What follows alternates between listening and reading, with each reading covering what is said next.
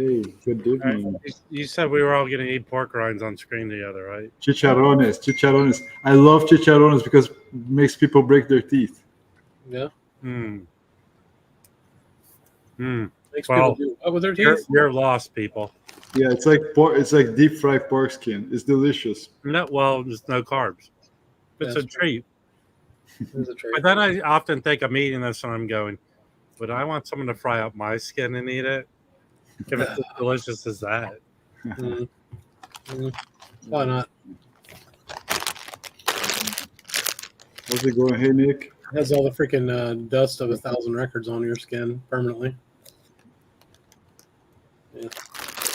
You smell like old records. Good evening, Mazzy. What are you doing, Mike? Porky goodness. We're live, Mike. What's that?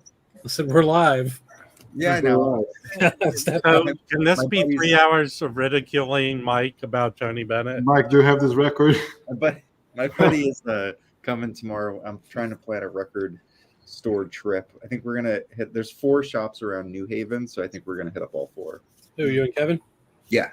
Sweet. Yeah, so it should be fun. And I haven't been to Elm City Sounds in a while. Pick up some Tony Bennett records. Hey, Nick. Hey, Ben. Yeah. I don't know what's happening here.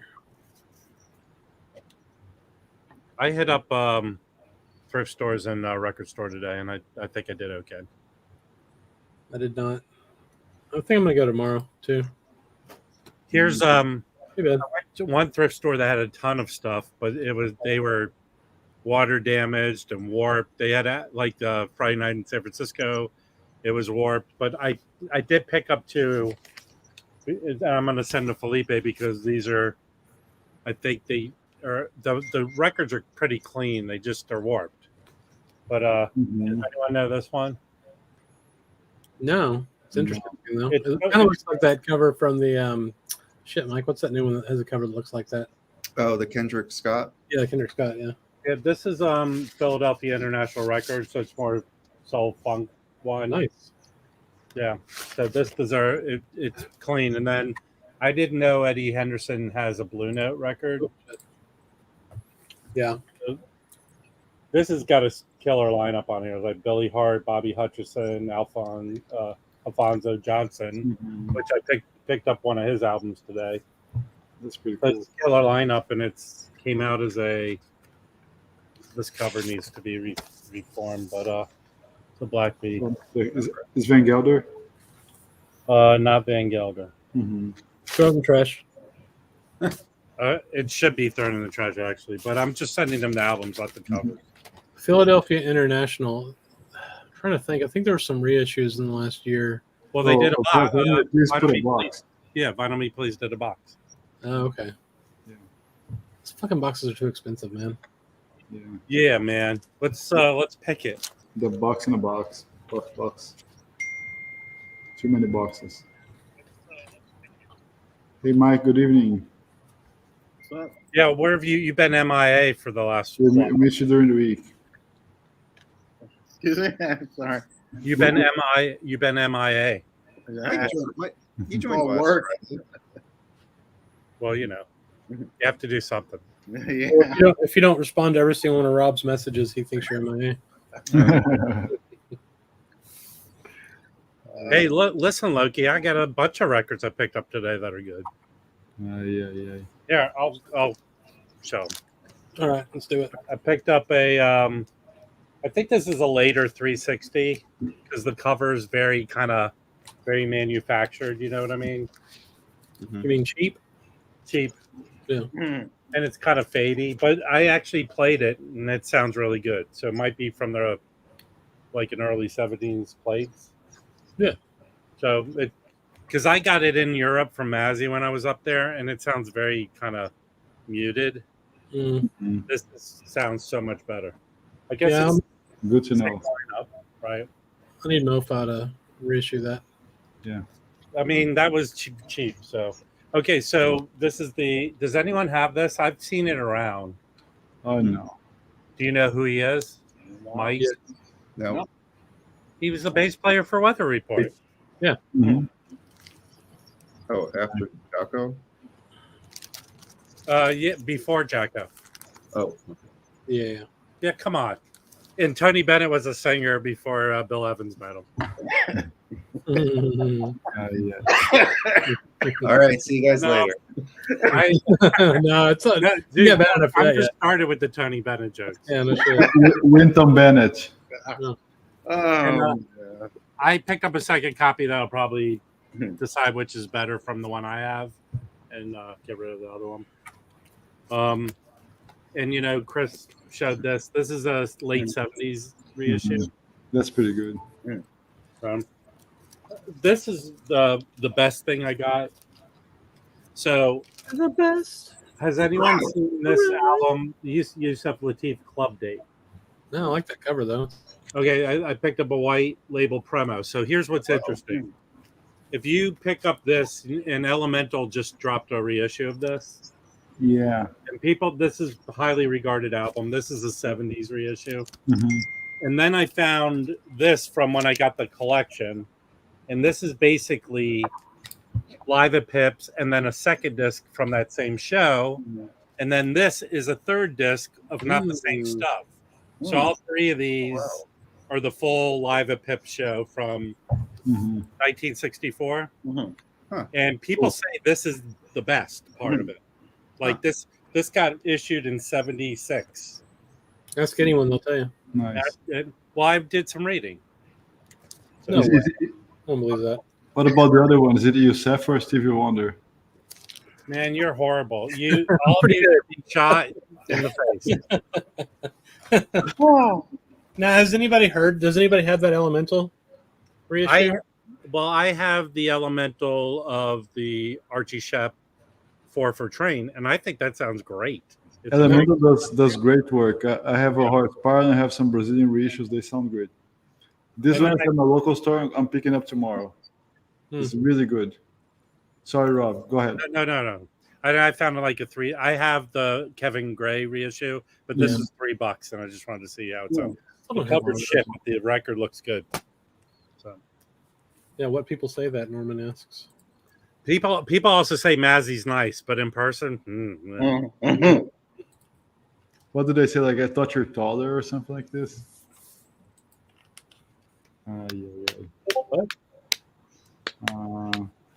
Just let's make it like a quick book parenthesis. Mike joined us today. This is really good. Oh yeah. What is it? That's the is that your medical charts? no, that's his HIPAA protected, so you cannot see names and here. Okay, Social Security. This is Jason Moran's exhibit at Minneapolis Museum. Oh wow! It's a beautiful book, hardcover, really hard, and you can order it online. It's not expensive, and it is really good. It shows his whole life trajectory, beautiful pictures. Text is very nice. Highly recommended. Jason Moran, Walker Art Center. Can you show some of his? So he has art pieces or photos or what? It's a photo, yeah. And he has, I don't know, I think some of his prints might be in there also. Yeah, they are, Mike. It's a beautiful. Here's some pictures of the whole exposition. It's really nice, but the cover is so hard; it's hard to open. Actually, the book. Yeah, it is. But what Felipe just showed were separate rooms at jazz clubs that he recreated for the exhibition. And when it was at the Whitney, there were performances in each of those rooms on different nights. Yeah. I saw on the last day before the exhibition closed, I saw Nicole Mitchell, Myra Melford play, and their Tiger Trio, and it was really good. And actually, Jason Moran was there, and I spoke with him a little bit. And it's funny, at that time I asked him, what does he have planned? And he was saying, well, I'm working on getting this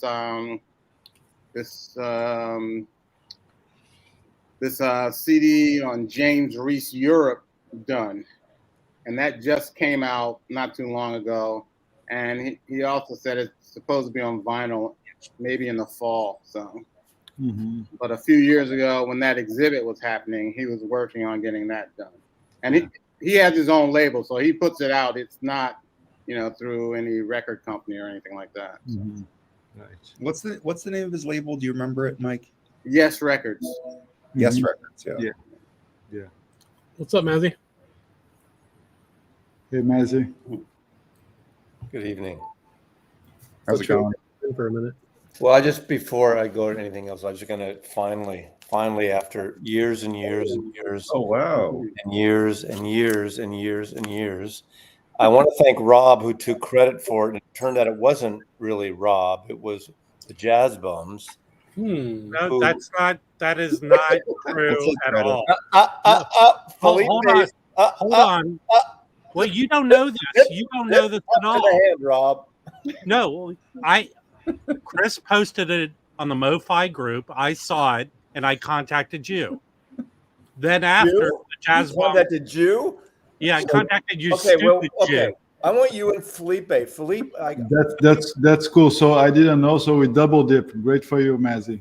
Okay, well, I thank you both, and I'll thank Chris, not this Chris, but Chris. Then I texted Chris right after I saw it. By the way, don't get all uppity just because. Yeah. No, because you're going out there with false information like you always do. Listen, Mazzy, you're wrong again.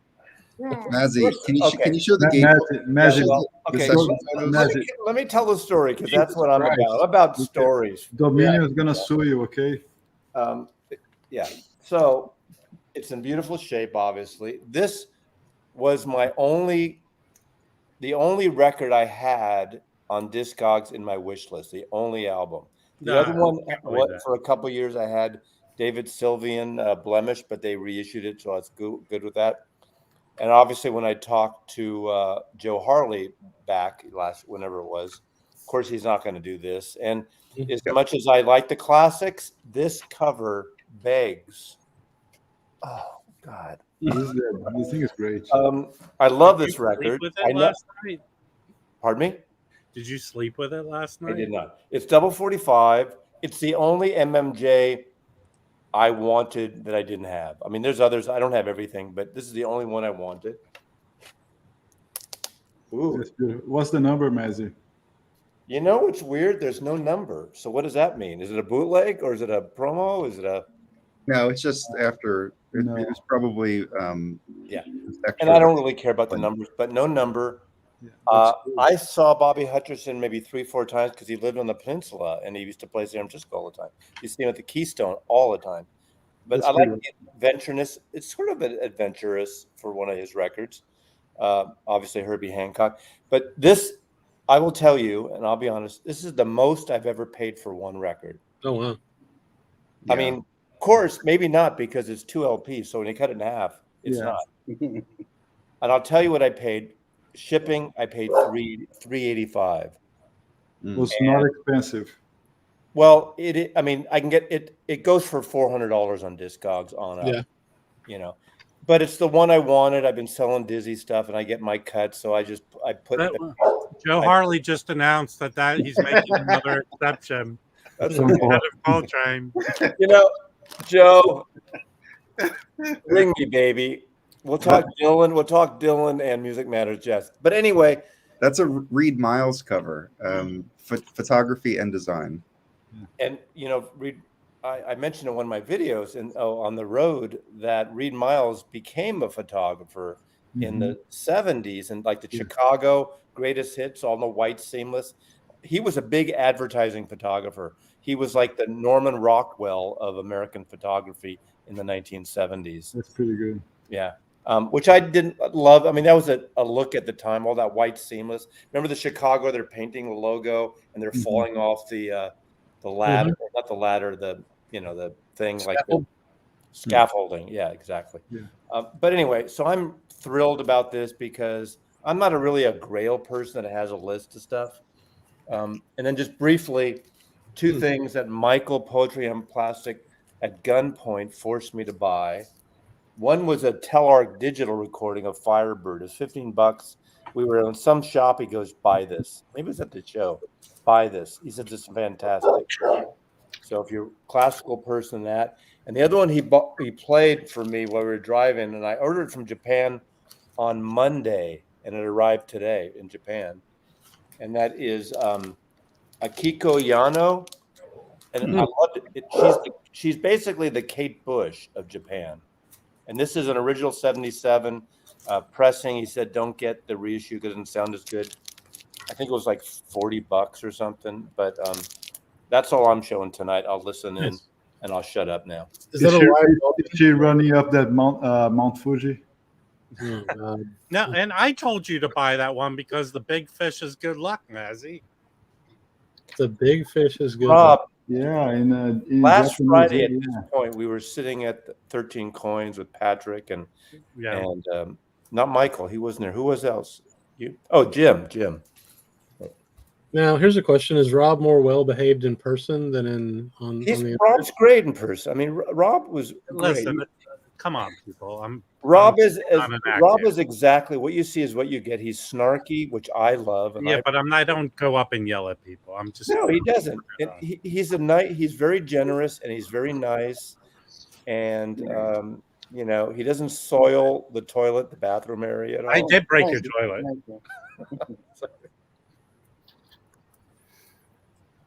Well, I watched all the videos. It looked like a fun time. It was fun, you know.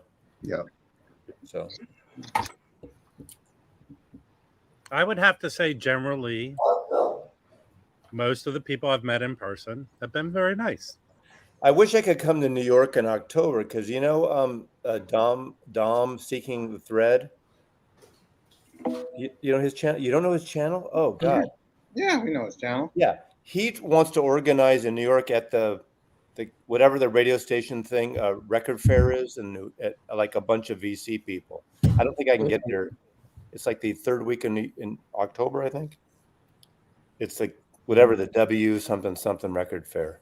He lives upstate now. Oh, and, the FVU or something like that. yeah, I wish it was a different time because I would definitely like to come and meet everyone in New York, and that'd be a fun excuse to get together. That'd be neat. All You right. should watch Dom. He's into a little bit of like primitive guitar, avant-garde, like shit. But he's I don't know if it's really your taste in music, but he's a great guy. He's got a great YouTube channel. Nice. Like he hangs out like with Motoric 240, 247 and that Oh, cool. kind of genre. Yeah. I'm gonna drop a link to his channel if anybody wants to check him out. Cool. Yeah. I just want to take Maz's hook. I think Rob is gonna like this one, and everybody else. I was actually forced to buy this record at gunpoint, kind of same thing last week. Well, in Florida, everyone does. You set me up for that one. It's Open Anyways. Cherry Records by Florida. Anyways, this is not the OG. It's a 2021 Dutch reissue. It sounds really good. It's a killer session, and everybody should have this. Oh, Oh, yeah, yeah, yeah. Well, yeah, wait, I have that. That's the cheap one, right? Because that's Is the that one the I Super got. Viaduct? Yeah, it's like it's on. It's some. I think So our is it swimmer, Russian our or swimmer. No, it's not a rush. Super Viaduct did that. yeah, it's a European label, but it sounds good. But Super Viaduct did it into last year.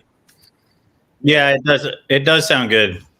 It does sound good. Yeah, that's Mine the one. came- It is really Mine good. came scuffed up, but you can't hear any of the scuffs. It's weird. Yeah, But it's hard to find the original, but the original's still, I think, under $80 too. yeah. But the recording is really good. Billy Harper, Virgil Jones on trumpet, David Friesen on bass, Malcolm Pinson on drums.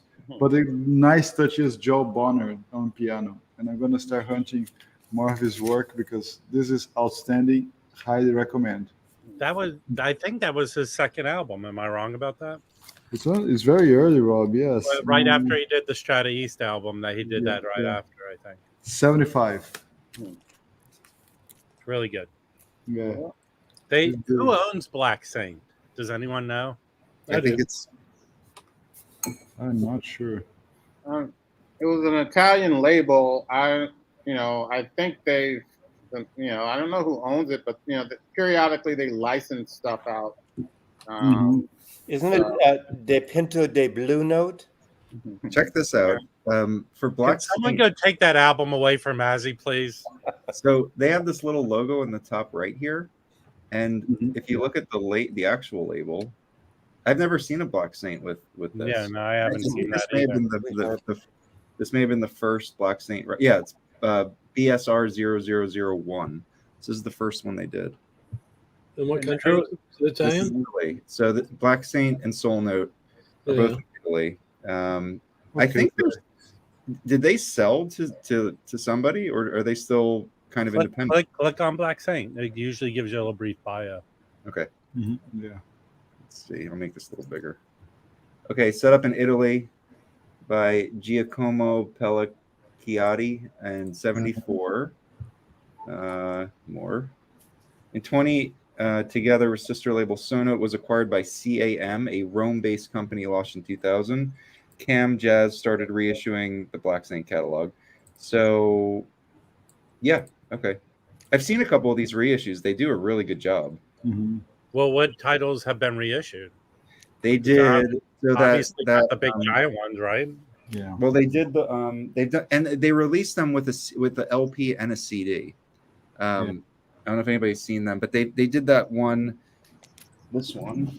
I think we were discussing about them a few weeks ago, right? Yeah, here's the deal. I think there's been 2 series of Black Saint reissues. Right. The first ones that come with the LP and the CD, and now they've started a most recent one where I picked up the Old and New Dreams that was on this one Black here? Saint.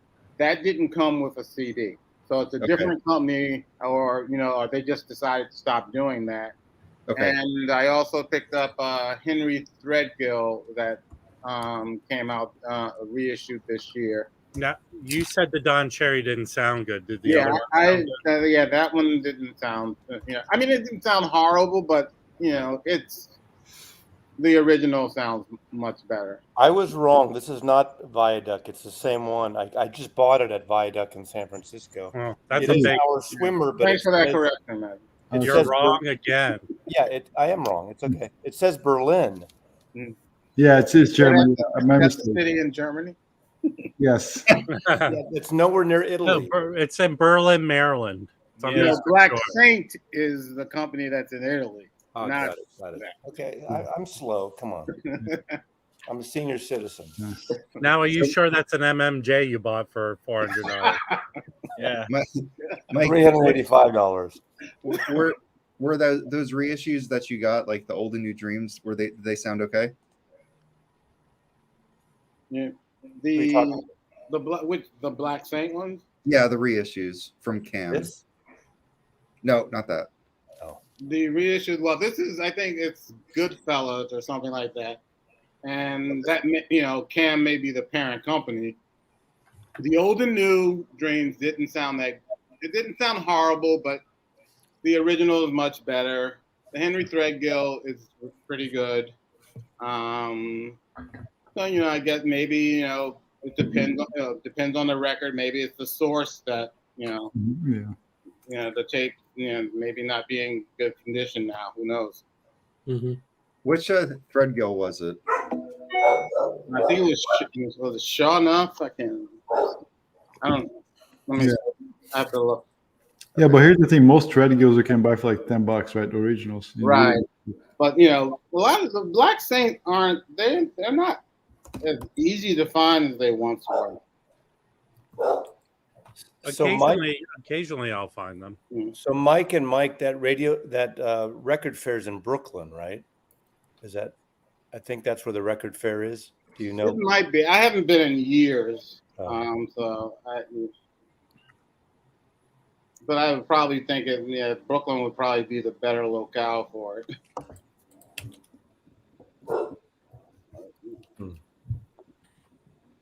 So Felipe, have you gotten any new Henry Threadgill? Yes, I got another one. I got a really good haul at that same store. I mean, I'm really getting into anything Henry Treadgill I can get. I'm buying it because it's just so good, so diverse.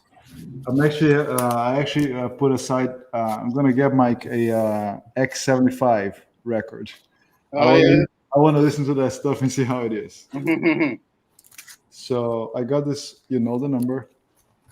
Yeah. It's with his sextet. Hmm. And the idea behind the sextet is no piano but two drums. I think I mentioned that last week. It's also on Novus, and it's the sound of the thing is outstanding. The music is so beautiful and engaging. I mean, it's hard not to like any work by Henry Treadgill, honestly. And if whoever does not have anything, of course, easily slip into mind. It's his classic masterpiece, but this one is really good. I like it very, very much. I highly recommend this Henry Treadgill, and I think it was like $10 record, 10, 12, Yeah. if I'm not mistaken. Yeah. 10.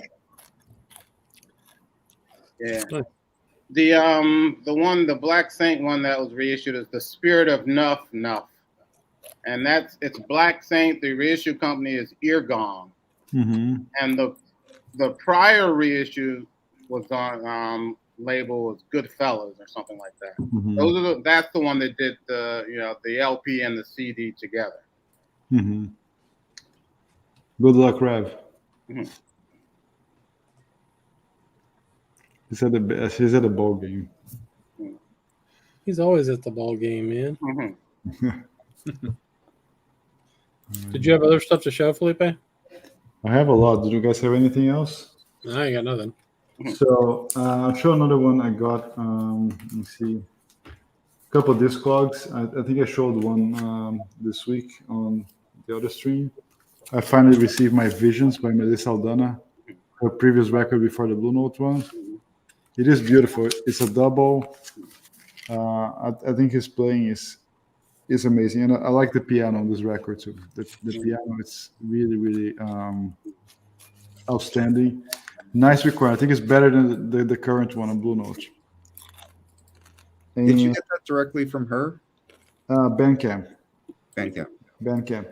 So this record is not issued by Blue Notes, by Motima. Yeah.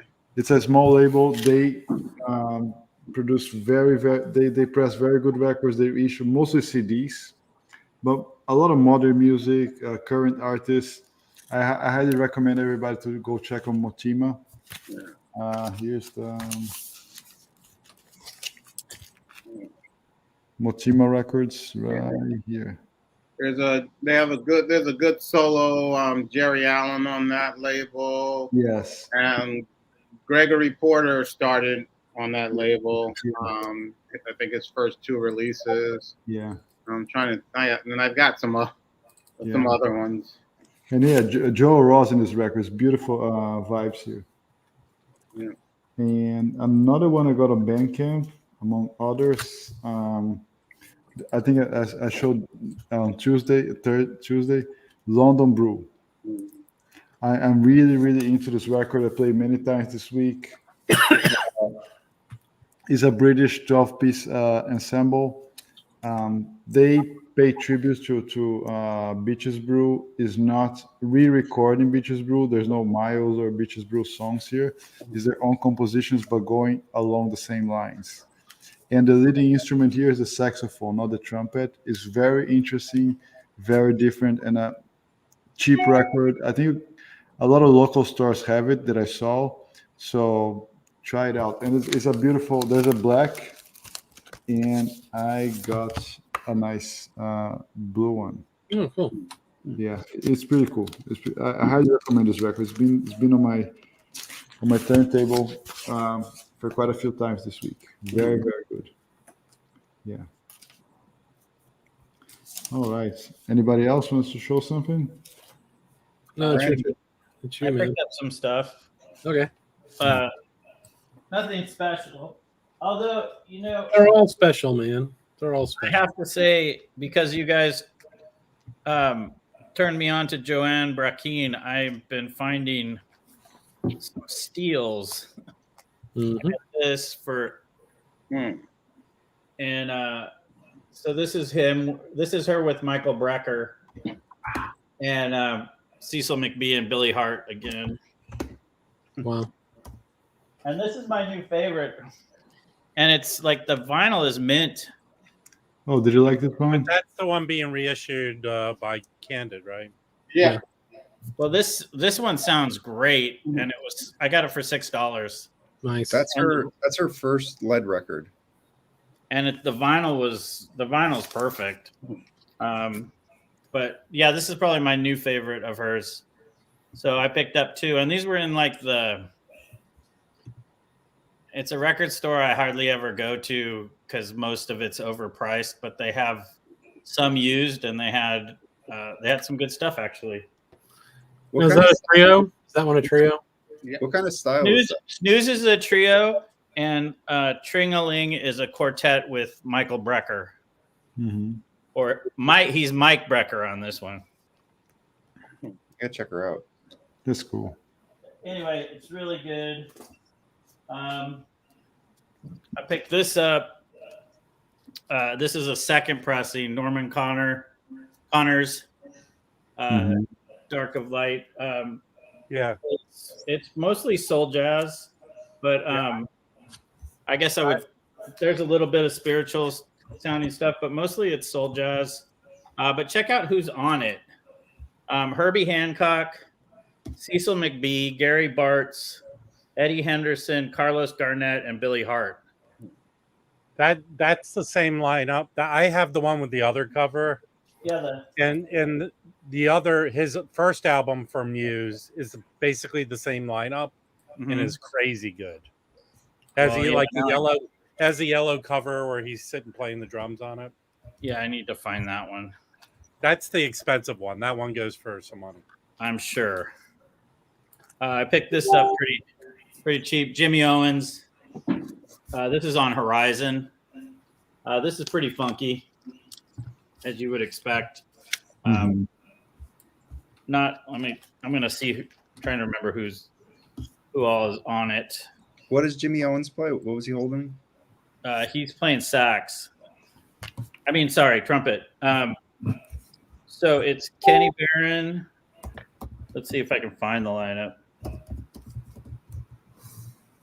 Jimmy Owens. Okay, here we go. Jimmy Owens trumpet, Kenny Barron piano, Brian Brake drums, George Davis and Lloyd Davis guitar.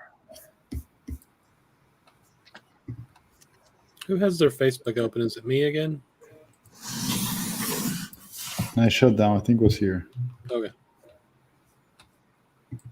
My volume's off. Let's see. I did pick up a nice cheap Outback for $5. Really clean. Oh, that's nice. I don't have that one yet. Yeah. I think a lot of you guys know this one. Chick Corea, Buster Williams, Elvin Jones. Mm-hmm. And, and Farrell playing probably more flute on this one, but it's flute and sax. This is cool. I think a lot of you guys have this one, but it was this mint copy. Mm-hmm. Oh, yeah. 3 for all. It really trips me out. I have so much Phil Woods from different years, but he sounds like a different player on every album. Yeah. It really does. I'm just looking at Joanne Bracken's discography. She was a jazz messenger. Oh, shit. Yeah, there's one. I saw that. Yeah. What is this? It's a live album, Jazz Messengers 1970, with Bill Hardman, Carlos Garnett, Joanne Bracken, and Jan Arnett. This is kind of cool. This is pretty funky. Harvey Mandel again. This is funk more than anything. Harvey Mandel playing guitar. The cover's messing me up. Shan Grenade. I have no idea what that means. If anybody knows what Shan Grenade means, let me know. It's a chandelier hand grenade combo. Got it. And then I got some Brazilian stuff. This is Milton Nascimento, Anima. Mm-hmm. That's beautiful. It's a good one. It's the 70s. Yeah, it's just gorgeous. Yeah. This is Alice Regina doing She's singing Milton Nascimento songs. Yes. doing Milton songs on this one. It's really good. Yeah. This is kind of Chico Buarque's one of his more famous ones. Chico Buarque. Yeah. This record, the construction of the title song is one of the most like complex things ever in Portuguese language. It's really good. Yeah.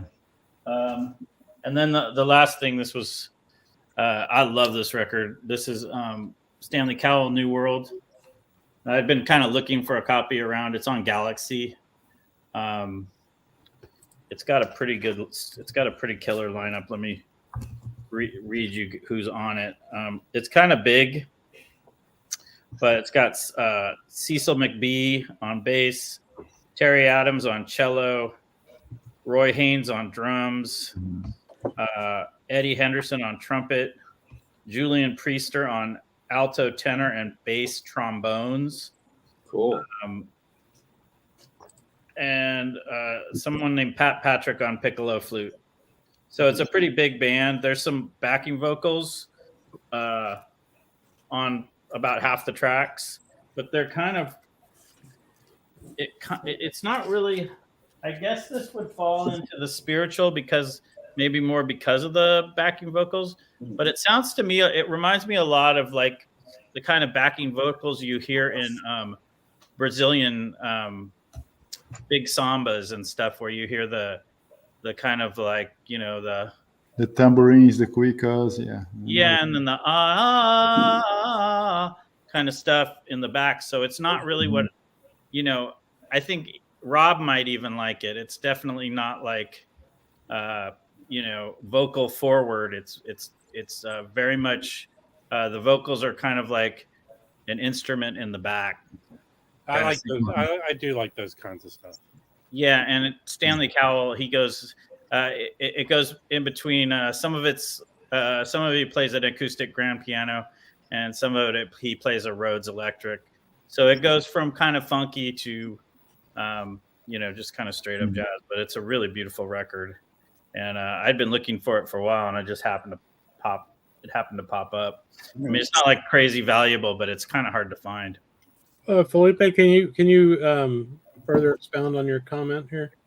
Near Zero is asking for an explanation about what you mean. So Near Zero, I mean, grammar is a little different, right, from Portuguese to English. The way you accentuate the hardest syllables on each word. There's a type of one, the second to last. These are the most rare words in Portuguese. So he wrote the whole song. Every verse ends with a type of syllable like that. And plus, it's very important because it's like mid-70s. So he's talking about this humanization thing. Construção means construction, of course. So he's talking about the employee, the construction worker that gets up in the morning, kisses his wife, goes to work, does his job. Then he dies on the way back home on a traffic accident. And he dies like a nobody because he's just one more piece in the whole construction, the city, progress, urban. So it's a very complex song, beautiful. It's very catchy if you listen to it, right, Brandon? Yeah, I mean, I can see why. I think a lot of people consider it his most popular, and I think that's because I think it's one of those records where you wouldn't have to necessarily be as into Brazilian music as I am to you know, pick it up and go, oh, you know, I like this. I'm trying to think of like, you know, Caetano Veloso has a few records like that, you know, records where you just pick it up and you go, oh, this is a great record, even if you're not a big Brazilian collector. But Construção is a perfection, like lyrically and song, the whole orchestra by Renato Duprat that goes in the back. It's a very, very important record. I think it always like in the top 10 for sure. Yeah, it's great, and I'm lucky because it was a really clean copy. Mm-hmm. So. That's it. That's all Cool. I got for this week. I got some stuff I could show. Let me just get myself. Well, you look like Brandon right now. Mike, All right. did your voice go down an octave? I don't know. I like took a nap this afternoon. No, I think I'm on, Tony I'm on- Bennett You have goes for morning, the you have curse on morning you. Mazzy voice. I'm on vacation until the 5th, so I've been like just doing nothing all day. All right, so Rob sent me a package, a bunch of VCLT. I showed some of it, I think, last week. I didn't show all of it. I don't think I showed this one. This is Ellington Suites on Pablo. Mm-hmm. This is one that I've wanted, and I'm actually not sure, how much this goes for, but I think it was kind of hard to get. Here's the inside of the jacket there. So when Ellington was invited to have dinner with the Queen of England, he wrote the Queen Suite, and this is the recording of it. So it has a cool story, and it's really, really nice. I've been wanting this for a while, so Rob got an extra copy. Yeah, So they were like buddies, kind of. Yeah. Yeah. Hey, look, I send everyone records, but I sent him a shitload of records. Yeah, he did. Did you get a CD player yet? I only get records to work on. I could play CDs. No. Well, I haven't. The Art Pepper CDs are in the other room. But yeah, I sent him like a ton of art, the same amount I sent to Mike. this is another one. This is Blue Note Components, Bobby Hutcherson. This is the 75, right, Rob? Yeah. I kept the. I switched out for the connoisseur. So this has Freddie Hubbard, James Spalding, Bobby Hutcherson, Herbie Hancock, Ron Carter, Joe Chambers. So pretty cool lineup. It's great. It's great. Have you listened to it yet? Yeah, I listened to it once. It's good. This one I got from that balloon that I forget the name of the shop that did that sale where the records were free. You just had to pay for shipping. What website was that? It was a UME website. The Sound of Vinyl. Yeah. So the only one that I want. They're actually owned by the Orchard, I think. I picked up this Art Blakey, Jazz Messengers. This is Buhana's Delight. Freddie Hubbard, Wayne Shorter, Curtis Fuller, Cedar Walton, Jamie Merritt. Classic lineup. Yeah, this lineup reminds me of it's the other one that has this lineup. I think it's like its last one on Blue Note. I forget the name of it now. But yeah, this was okay. Got this for very cheap, 80 series.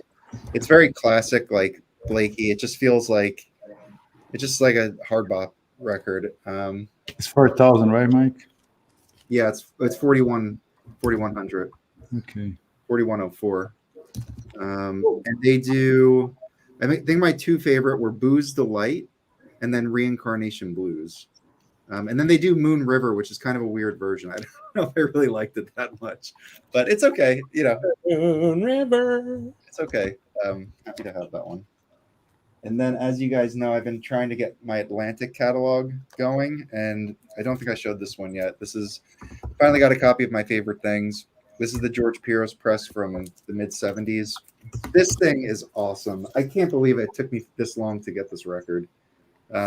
Really enjoy the title track on it. I think when I was streaming it, it just didn't hit me the same way as when I listened to it on the record.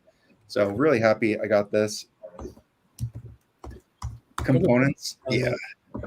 Oh, interesting. Good to know, Stunty. I think patterns, but there's like I was gonna say patterns I'd like to get to. Like a tie. Yeah. And just two more here. This one I don't think I showed. This is really, really love this. This is a DMM. This is a US DMM. Sonny Rollins. This is mono. Even though, no, it doesn't say stereo. It says stereo somewhere, but it is mono. Oh no, it's because it has BST as the catalog number. Yeah. Indicates that it would be stereo, but it is. Is that mono? Huh, that's weird. Yeah, it is mono. Yeah, that is weird.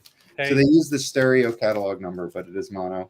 And yeah, this is a promo, and this might be my favorite Sonny Rollins. Well, record. I'll tell you something, Mike. If you get this one, because this is extra stuff from the same, because there's two of those, and then there's more stuff on this. Okay. This is better than the other two. This is really good, though. Well, I'm telling you, Not that I'm breaking. I have those. I have those. Yeah. This is better. I But do it's like. I think it's from the same shows. Okay, yeah. There's a couple. So there's two different. There's one song, "A Night in Tunisia," which has a different lineup. The main lineup is with Wilbur Ware, which I think is cool because I don't think I have too much stuff with. Well, I don't think Wilbur Ware recorded all that much. Definitely is on Riverside a little bit. It's not his stuff with Coltrane. That's very good. Sorry, Felipe, what did you say? No, I mean Wilbur has a lot of stuff with Coltrane. He does. Okay, It's November 3rd, 1957, right? this Yeah. is. Because that's what, yeah. I don't know. I can't. But that's a 4000 series. I think it came out in the late 50s. This? Yeah, it's a 4000, right? No, 1581. Ah. So this is Wilbur Ware, Elvin Jones, Mhm. and then the Night in Tunisia. It's Donald Bailey and Pete LaRocca.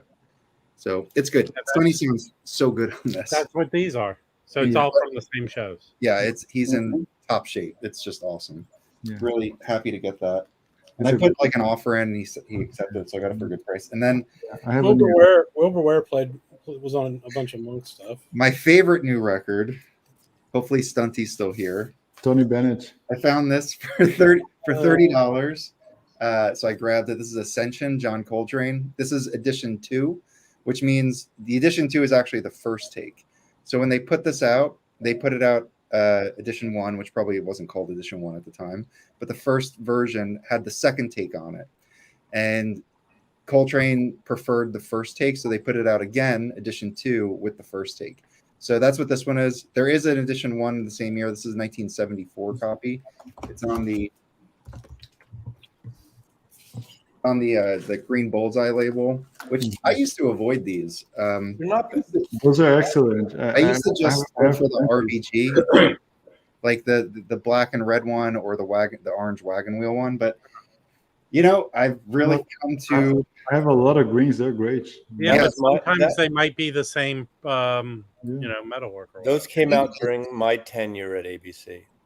So that's the So back. if they suck, it's Mazzy's fault. If they're good, Yeah, he had it nothing to is. do with it. But I like. So I listened to. So when I got this, I was really happy. I listened to the first track on it, so side A, in the car on the way home, and then I got home and I listened to the whole thing. And you have a record player in your car? Yeah, I was listening to side A in the car. I had like one of those little Volkswagen ones that I could just put and it goes around. And I think like I need to spend more time with it, but I think what I really liked is it's crazy. There's a lot going on, but then like, I don't know, 15 minutes in, then all of a sudden Coltrane steps up and they give him time to solo with just like drums and bass. And the solo, he like rips on it. It's so good. And right, like just as he's about to end, they all come blaring back in. And it's like that, like, I feel like the chaos leading up to that solo makes that solo even better. And then on the second side, I don't know if there's how many bass players are on this, but there's like a section where it's just like bass bowing. So like the horns kind of step back and they just let the guys bow, and that's a really cool piece too. So I think it's a really interesting listen. I don't think I would assume that it's not everybody's cup of tea, but I don't know. I really enjoyed it, so I was really happy to add this to the collection. I found that in Portland last year on my trip. No, I thought you found Ohm No, with the essentially. black cover. Oh, okay. I have Ohm too, but I found that one during that Portland trip at Little Axe Records. Yeah. So, I have them too, but Stunty, did Mike explain that correctly? What do you mean? I explain it. Look, I listened to it basically 1.5 times so far. there's an And important question. I That's want to I stream. apologize. We have Mike. What? I wanted to stream edition 1.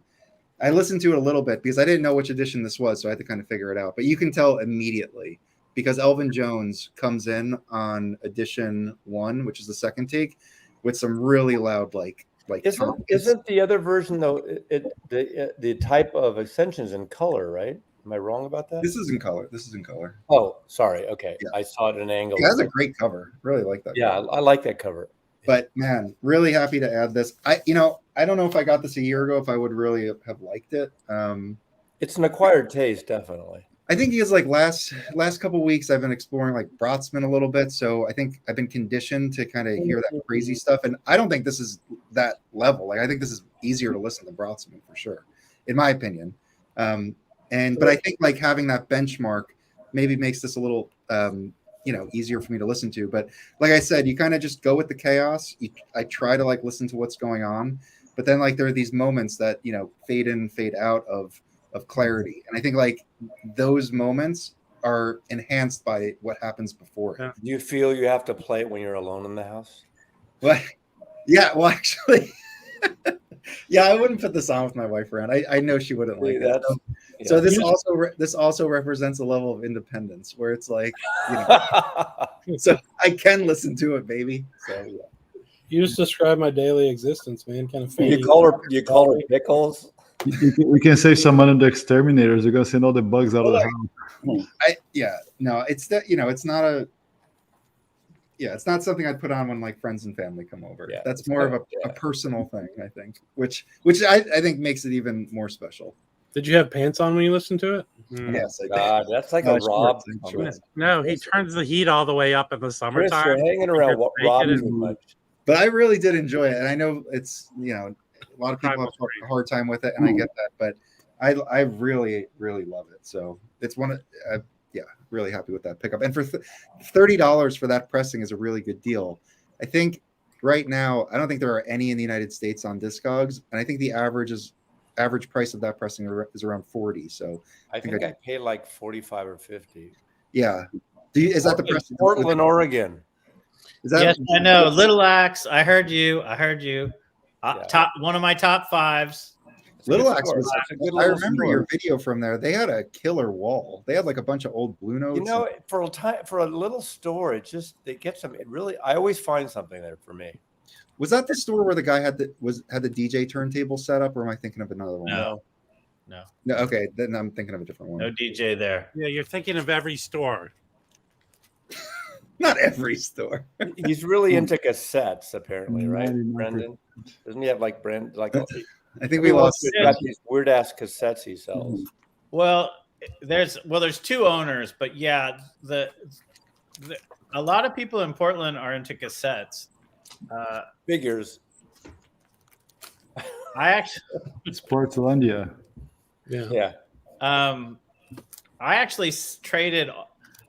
I used to have a Land Rover that had this amazing cassette player, so I had like 100.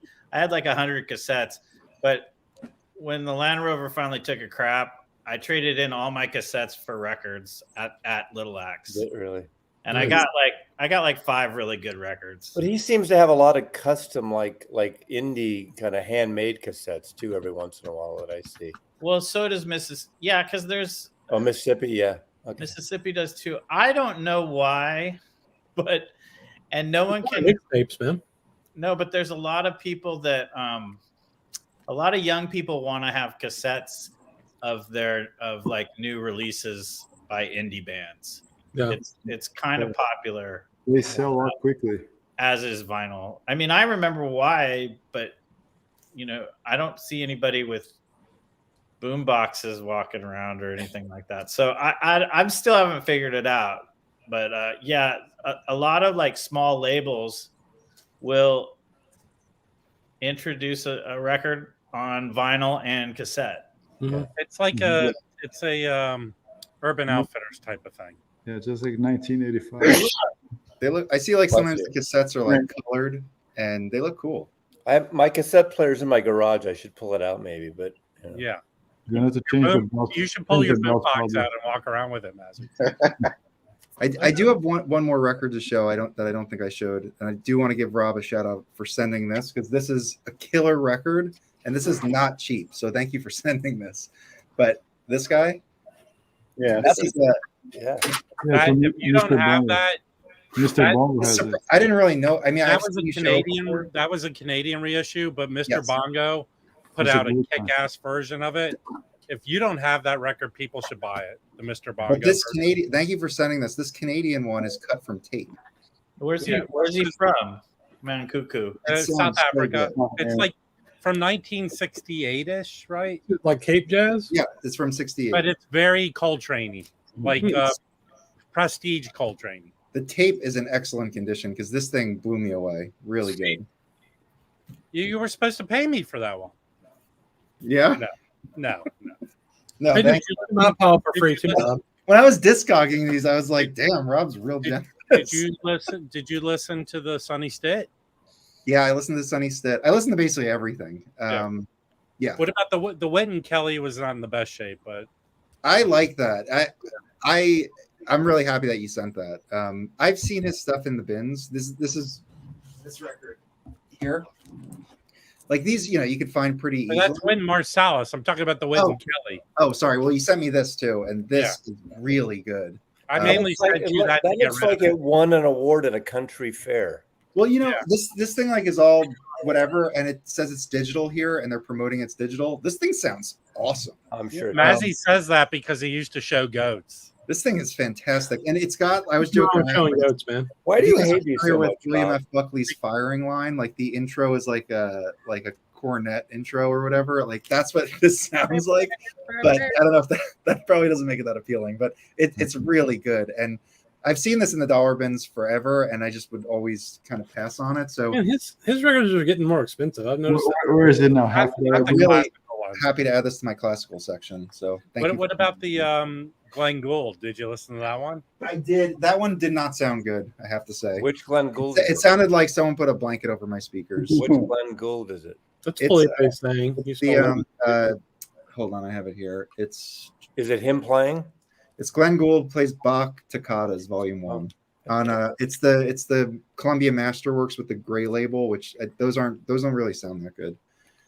I on Monday, Michael Poetry came with me to Dizzy, and we pulled 4 boxes of classical records. We're gonna do a joint auction. Stuff won't go expensive, but if anyone's into classical, we're gonna do that in a couple weeks. Oh, that's a good one. Yeah, I'll definitely check it out, Mazzy. I showed this last week. To you. Yeah, It's good. I mean, it's the record's probably VG, but it plays fine, and it's mono, and it's the original VJ Deep Groove. Yeah. Which I don't have any of these pressing, so I'm really happy to have it. But Wow, I did give you a lot of good shit. you gave me a Mhm. ton of good stuff. Yeah, the Glenn Gould was probably the only dud, honestly. Even the you gave me that Yusuf, the Impulse Yusuf, which was pretty beat up, but besides like a couple tracks, it plays fine. Like it. Yeah. I mean, I wouldn't send you some. No. So, But I sent you 17 pounds worth of crap. you sent me a lot. I showed a bunch. I think I showed this Wynton Kelly last week. I did point out that they spelled his last name wrong here, and then also here.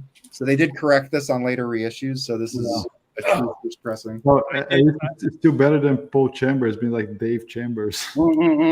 Yeah, just to go over this. So like, listen to this lineup. This is Wynton Kelly leading, Philly Joe Jones, courtesy of Riverside, which I think is interesting. I do have Philly Joe Jones's Riverside record, so I guess that makes sense. Lee Morgan trumpet, Wayne Shorter tenor, and Paul Chambers bass. So, if this was on Blue Note, this would be like a really expensive record. I mean, it's not that.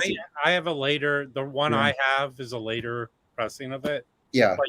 Like a few years later than that. I feel like every time I show VJ, I say, if this was on Blue Note, because like the guys are like the same. People just, I guess the session's maybe not as polished, but Because If that was an original Beatles record on VJ, which there was, it would be worth something. Yeah, I mean, they're not band leaders, and all those guys had recently left their bands. If that Wynton Kelly record was an original Beatles record, man. If you were Paul McCartney, I got this thing recently. Oh, I saw Paul McCartney. Hey, check send that it to Mazzy. That's awesome. what was it? A Steven Seagal movie where a guy was shot holding that up to his face? Was that Death Wish? Yeah. Put a Peter Gabriel. Was it Death Wish 2? I think it sounds like some Death Wish. Maybe it was Death Wish 2. Yeah. Death Wish is great. Oh yeah. Do you have a cardboard box there, Chris, so you can break down? Yeah, man. These old record sleeves taped together. So I picked up a lot of good stuff I showed on my stream, but a lot of you guys weren't here, and I'm more interested in what Brandon's take is on some of the stuff I got. Ooh, Do you Brandon's know getting this one, singled Brandon? out. Why am what makes me important? Well, I'm gonna show you. Okay. Well, you I weren't love- on the stream. You and Mike weren't on the stream, so both your takes. I love Buddy Epson records. You and Mike and Mike. Mhm. Is that old Buddy- Stemp? Buddy Is that old Epstein. Stemp? Look at that lineup. Yeah, he's got another one on mainstream I totally want to get, but I Yeah, forget pretty- what it's. The Joanne Burkeen's on here. It's crazy. It's really Yeah. They're good. Is it kind of free? avant-garde, I would say. Avant. But it's a banger. They're jamming really hard. Did mainstream start as a jazz label? His stuff's expensive. It's Alfred Lyon's label. That would be an interesting video to do jazz labels that picked up rock, because mainstream signed Big Brother and the Holding Company, their first album, like VJ with the Beatles and all that. That'd be kind of interesting. This is pretty good too. Like trying to make bank. Did you get a good deal on it, or? Yeah, this goes for probably 60 to 80. I got it for $40. Yeah, usually when I see that, it's 45 to 60. It looks super clean. This one that's really cool. is clean. Oh wow. Very cool. Yeah. Yeah, he has another one on mainstream that I was looking at the other day, but I need to sell some more records. I've not been disappointed by any mainstream record I've picked up. Oh no, I have a lot of good ones. Do you have this one? Yeah, that's a. I like that one. It doesn't go for much money, and they repressed it a lot. I know. It's like a $10 to $12 record. Yeah, It's a Blue Note Chick Corea. Yeah, he has a couple. But this is basically the group Circle. It's just as them as a trio. Oh, It's Jack DeJohnette on there? Yeah. I think it's Barry and Schultz. Circulus. That guy in the middle looks like a soccer player. Is that a That's David soccer player? Holland. It's the same group as Circulus, I think. Yeah, I think that guy in the middle was on what's that show on an Apple? No, that's the bad guy from Karate Kid. Yeah. I thought he was on Ted Lasso. You're only allowed to make one stupid comment a record, Matt. That's You're all over Illinois. Yeah, Mazzy. Time's up. This is really good. Yeah.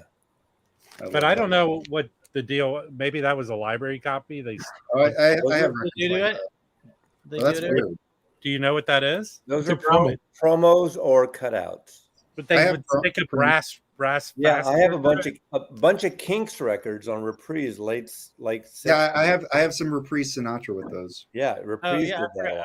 I like that Tyner. I forgot about that. I picked up like 4 Tyners this week, and they That's all like been 75, right? Yeah, this is a great lineup. Look at this lineup. Yeah, seen that I before. forget who's on it, but that one's good. I have so Produced much by Tyner. Oren Keep News. Gary Bartz and Ron Bridgewater. He was a Led Zeppelin of piano playing. He played so hard live. Well, the one I picked up, I think I have another one where I picked. It says, "This thing is kick ass." Yeah, this is really good. How is that flute hanging there without his hand holding it? Well, it's the magic. It's actually a 12-inch long flute. It goes all the It way. looks like Cirque du Soleil does flouting. Yeah, so this is like trios over the course It's of. living on the windowsill. This is trios over the course of 3 years. So it's Cecil McBee, Richard Davis, Alvid Anderson, Norman Connors is on here, Warren Smith, and Barry L. Schultz. This is interesting. I think these are alternative takes from an early album. From the Brown. Yeah. Marcy. What? Marcy sessions. Yeah. Wow. I get a kick out of you? That's cool. Yeah, check that And Chris's these I don't know if Chris showed this exactly. Yeah, This is pretty good. Yeah, it is. Yeah, I want. Is that a reissue? It's a green label. Yeah, that's the 70s too. And I like this one better than this one. Really? Yes. That's a better wood finish. Wait, you like which one better? This. Okay. Interesting. Well, I mean, these are two different. Oh, those are both hard to get. Well, it was easy for me to get them. How dare you? And then I haven't listened to this one yet. Oh, that looks really good. Yeah. Yeah. Is it Enja? Yeah. That's at Joseph Papp's Public Theater. Yeah. What year is that? That looks like This is from 80 something. 78 or something. 78. Yeah. Nice. Yeah, and it's Joseph Papp. Yeah, Joseph Papp. Mm-hmm. The Public Theater. You know, I love listening to Mike. When I was driving, I wasn't watching the other night when you guys did your last thing, that he was talking about the songbooks about getting, like, he kind of brought in Sinatra. It's a way to introduce that, but Naturally. no, but that's okay. No, I'm copacetic here, but I still think essential is the songbooks, the series of Ella Fitzgerald songbooks, Verve. That stuff. I mean, that's not the only one, obviously, because everyone did those songs. But to me, that's the Norman Granz stuff with Ella. Yeah, I have to have those. Cole Porter, Lerner, you know, all of those. Yeah. Those Ella songbooks are beautiful. Mhm. Yeah, it's essential. If you don't have it, you're an idiot. You don't deserve to have records Hey, like that. I'm going to say something. Last night, Jim and I went to this. There's a new Frank Zappa album coming out from. Are you guys like an item now? No. Are you and Michael Poetry on Plastic an item now? No, he's got his partner. Okay, so we went. He invited me. I got off work early, and it was right around where I was working. They did a party to put out this Frank Zappa. Where I have the Funky Nothingness is the album. And I met the rep from Universal, so hopefully I can connect with him, and I learned some information I can't divulge. So You're such a tease. well, What are you and Jim are hot at? It's good information. I'll tell you that. That's what all those Hollywood people say. Right, And also, who got this? I did. Yeah, I have it. It is. I only listen to one contemporary leaders. Kick ass. Looks like a beautiful box. It is a beautiful box. Yeah, I'm gonna make it big. I don't know what I'm doing here. Looks like Corinthian leather. Real correct. Rattlesnake skin, man. It's rattlesnake. Hide. It does look nice. It smells like. Is it Bernie Grandma, Rob? Yes. Yeah, this was worth getting. It's. I would say the jackets for the Lockjaw Davis box are better. They're better made jackets, but the quality of the pressing is outstanding. Can you just quickly show the records? Yeah. Craft's doing great. They do great. What's in the box? Well, it has a sash. What's in the box? Yeah. That's one. I don't like this thing. It's very I hate it. loose. Yeah, I don't like it either. Seems kind of silly.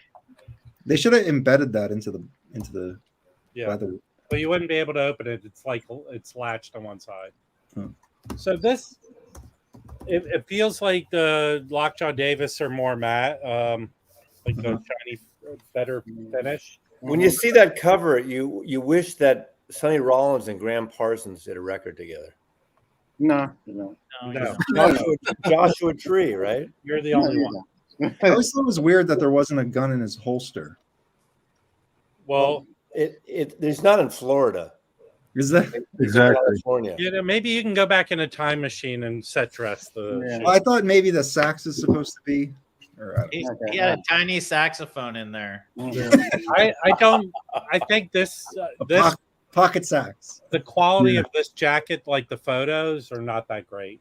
No, it's a regular direct-to-board jacket, but that's the best record in the set. You think so? That's the I played all bonus. three of them on a YouTube stream. That's the only one I think I don't have.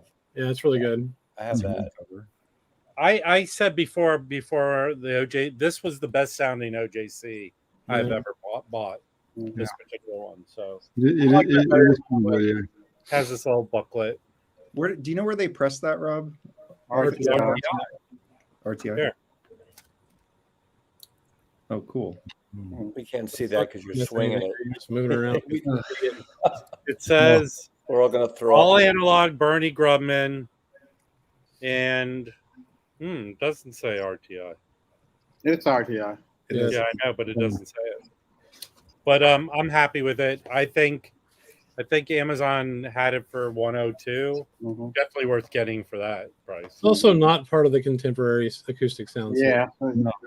Someone should help Well, somebody else out with that. The Universal rep I met last night handles the Zappa. He handles the Verb by Request, and he handles Chad's series. That's who he does the. Did you tell him to quit using paper sleeves in the Verb by Request series? Mhm. He's the press guy. He's not the menu. You know. You could pass it along. Well, hopefully I'll connect with him and know more. When things come out, I'll be able to talk about them. Can I show some stuff?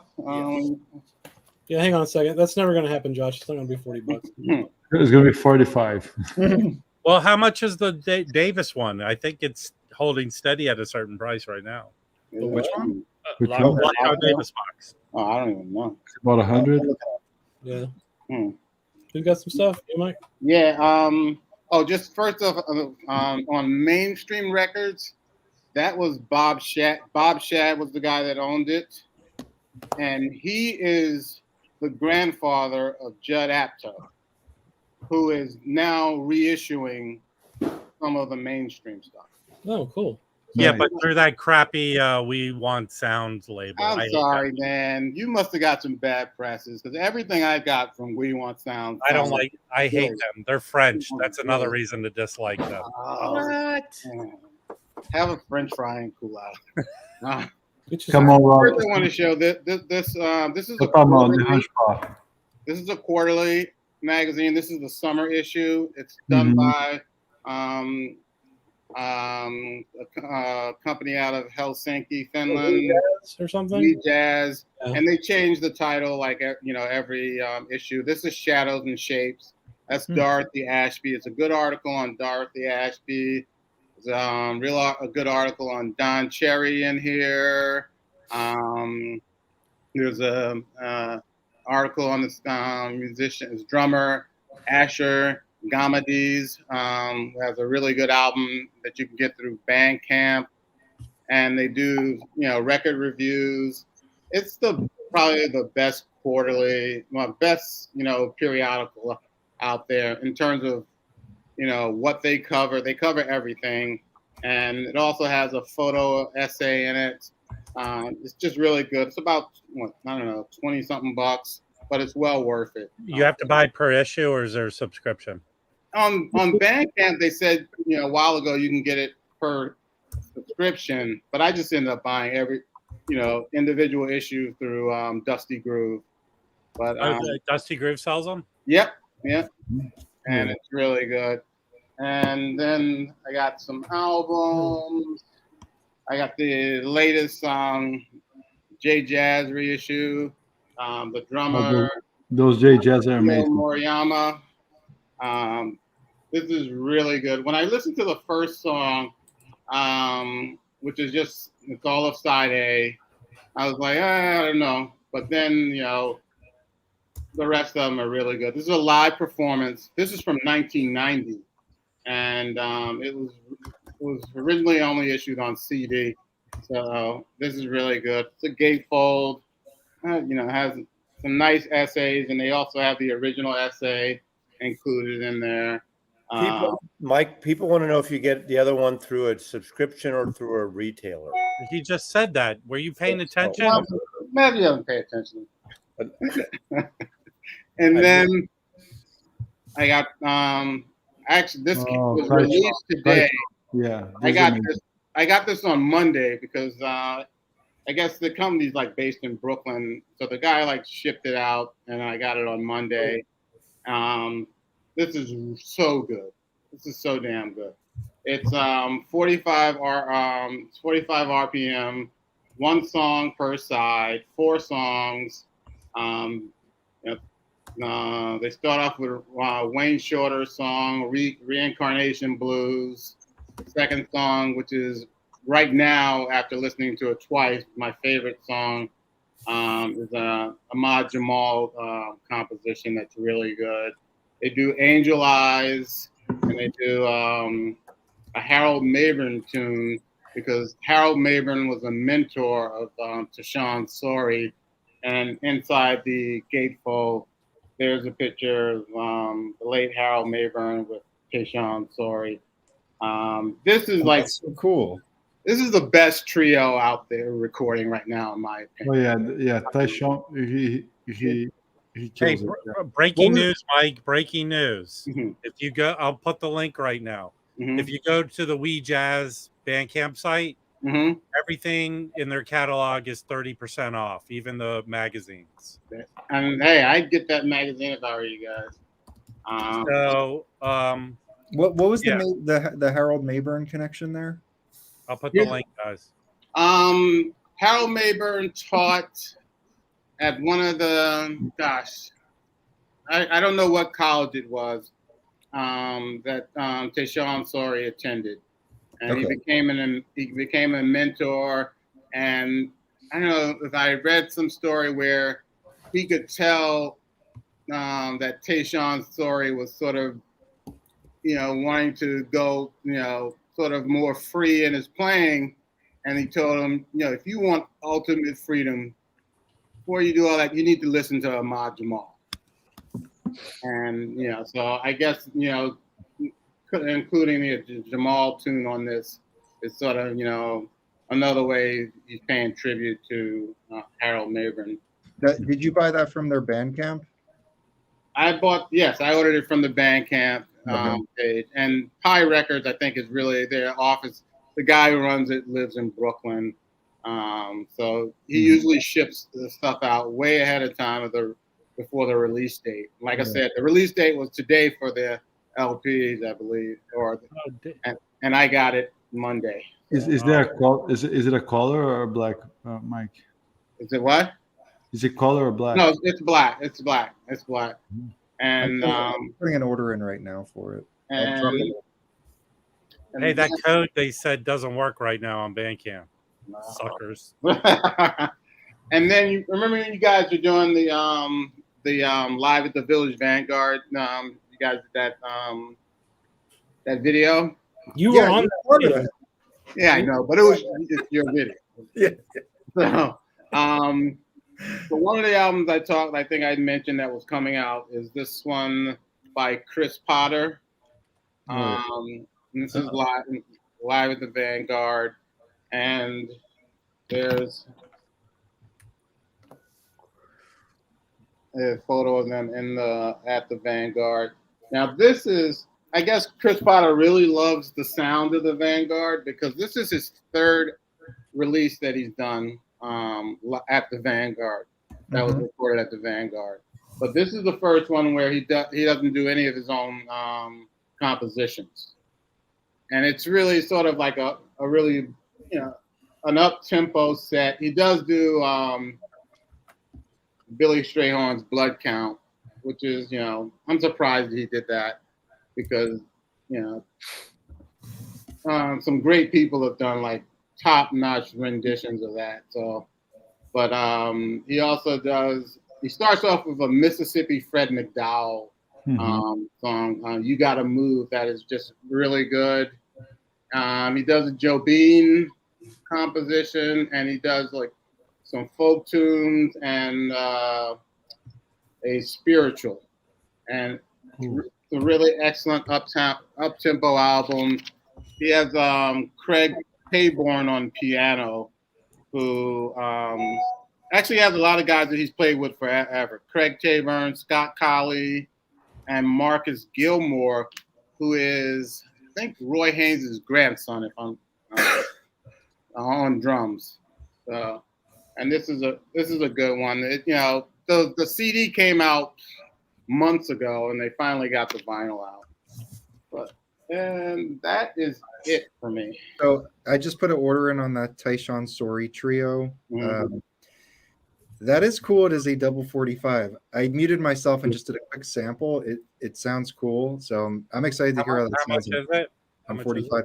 It's $35 plus shipping and taxes, so it's not cheap, but it's not crazy. And it is a double 45. Level 45, yeah. Yeah, what I like about because his last album with this first album with this trio, Mesmerism, you can't get it on vinyl now. He originally put it out on his own label, and actually he only put out like 100 copies on vinyl. I was slow. I didn't get it. I know Nicole got a copy of the initial 100, and then when he put up that he has some more copies, Nicole sent me an email saying, "Hey, Tayshawn Sorry just put up some more copies," and that's how I got my copy. Nice. And now it's no more vinyl on that one. And then he also ran out of CDs, but now this company, Pi Records, that put out Continuing, has also put out Mesmerism on CD, but I think that's a limited edition thing. Well, this double 45 is also limited. It doesn't say the number, but it probably, once it's done, Where'd you get it from? I dropped the link into the chat. I'll send it to you over Messenger. Yeah, right. But I did sample it. I mean, you can only sample the first track, which is that Wayne Shorter one. Yeah. It's got like a slow groove. It sounds really good. Yeah, I just like how they take the standards, they really deconstruct them, they stretch them out. Yeah. There's no, it's 4 songs, and one, the shortest one is like 10 minutes, but it's I love this trio. This is my favorite trio right now. Yeah. Yeah, we have been talking back and forth, right, Mike? Yeah. The first recommendation you gave me was Tayshawn. I just bought it right away, and I loved it. Yeah. Speaking of new guys, I got one on Bandcamp as well. Have you guys seen this one? Okonski, Magnolia. Yeah, I'm trying to make it big. No. Looks like the cover of Spring, right? He's Okonski. He plays for Duran Jones also. Steve Okonski, he's a classic trained pianist. He's on Coal Mine. So it's a really good trio recording. It's kind of emulating a little bit of the old Motown, Van Gelder kind of approach sound. Okonski, it's a really good record. Yeah. Highly recommend. He plays for Duran Jones as well, but his trio is more like on the jazz side than soul. So he has the grit, the rawness of a Motown session, but also the Van Gelder approach. It's beautiful. Recommend. The cover looks like Spring, right? Mm-hmm. Oh yeah. Yeah. Except it's blackness. Winter. Speaking of Spring, that one exactly. Spring and the Cecil McBee, not Cecil McBee. What's the other classic series that's coming out soon? All right, I'm gonna do it. I'm doing a screen takeover. Yeah. I was talking. Hello. Right. Let other people speak, Mike. Fuck. Anyway, Spring just went up for pre-order on the website, and then what's the other one? Spring. Tony Williams. Cecil Spring, Taylor. Is that his name? Cecil Taylor. Yeah. See the unit structure. Yeah. Yeah. So it's Tony Williams. What else? Cecil Taylor. And Cecil Taylor. Yeah. Cecil Taylor, I want. I have a Japanese of the Tony Williams, so I'm not really interested. Yeah. We have a very nice tribute thumbnail that we are going to see at some point, if maybe sometime soon. Possibly. Bandcamp, yes. Yeah. Sorry. Another great Bandcamp record I got from Motima also is by Terry Lynn Carrington and plus Social Science. It's called The Waiting Game. It is really good. She's a drummer, and he has a lot of vocals, has a more like modern jazz approach, sometimes a little bit of soul. It is really good. Highly recommend this record too. You can buy it on Bandcamp. It's a double 33. Motima, the same label that released the Melissa Aldana record. It came along. It's really, really good. Yeah. And let me see what else. Okay, so go ahead. I just said we can't have a cage match, Joe, because Felipe's a black belt. He'd beat everybody up. Absolutely. No, but I have a folding chair. I'll hit him over the back with it. I'll take it away from you, dude. Okay. I'll throw sand in your face. No, it's an equalizer. Yeah. So some more records I got from the store that made me buy the B.D. Harper record. They have a really good selection. It's called Found Sounds here in Miami. The guy has everything really, really cool, great shape. Kenny Barron, Peruvian Blue. Oh man, That was cool. That's cool. This is an amazing record. There's a promo on Muse. And I paid less than $20 for this record. Wow. That's cool. Gore. This Hey, is did you really, give free dental work too? no. You give him a gold tooth. All right. Just sort of interject. What There's they have reissued a Kenny Barron and Charlie Hayden album on vinyl for the first time. That was recorded at the Iridium in New York. Now I can't remember the name of it, but it's 2 discs and it's around $40-something. Cool. I'll find the name of it. Cool. So some more really good stuff I got at that store. I got this Woody Shaw, Night Music. It's a live record. With Bobby Hutcherson, nice. Yeah, with Bobby Hutcherson. So it's, let's see. How does that one sound? How, It sounds really good, Brandon. okay, good. That company has sort of a Yeah. hit and miss. Yeah, reputation. it sounds really good. It's on Electro Asylum. It's a promo record as well. Nice. So Woody Shaw, Bobby Hutcherson, Mulgrew Miller piano, Tony Reedus on drums, and Steve Terry on trombone. It is really good. It's a killer one, and just getting better and better. This is on Muse as well. No, it's Timeless Muse. Okay. Yeah. It's like a spin-off variation on Muse, but it's pretty much the same thing. Yeah. It's called Eastern Rebellion. Cedar Walton, Billy Higgins, George Coleman, and Sam Jones. This thing is unbelievable. Is that a weird cover? I have the It is a time. weird cover. That's a promo copy also. So this is the same This is the same record, but Yeah, this is it's just the a timeless one from where was it pressed? Is that Pure Pleasure? No. This is an OG from Okay. Holland. Yeah, I really don't connect with that record at all. Well, Yeah, you're more into Western Rebellion. I'm more into the Arctic Circle Rebellion. Okay, so do you guys want to see a cool one? yes. It's a Milestone. Ooh. Ooh. Oh shit. Oh. Yeah, I got the OJC of that from Mazzy. This thing smokes. Was a $20 record. Nice. What? I gotta go find that guy.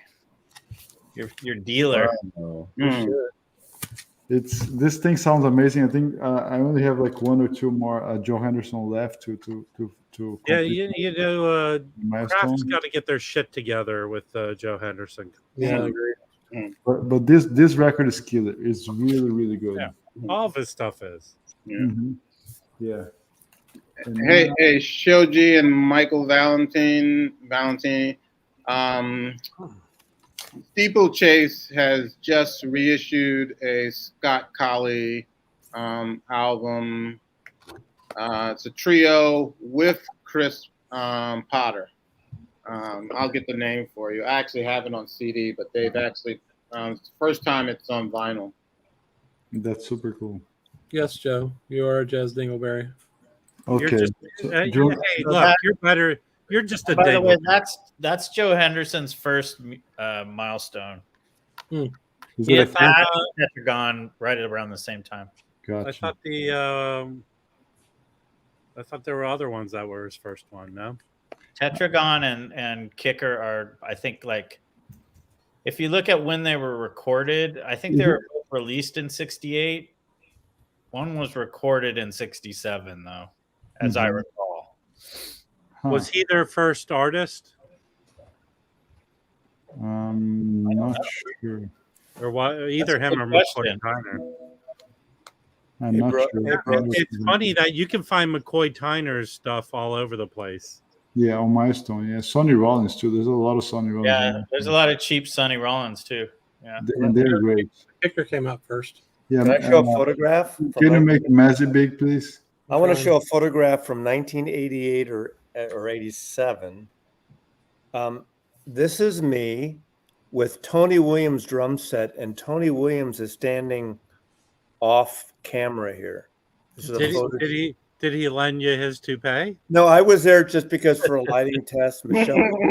Michelle, like I was standing in when they were setting up the lighting, and that's my Bruce Springsteen stance, or whatever. But, And to the others, Miles Davis is on the other side. You can't. no, see. Tony Williams is in the room.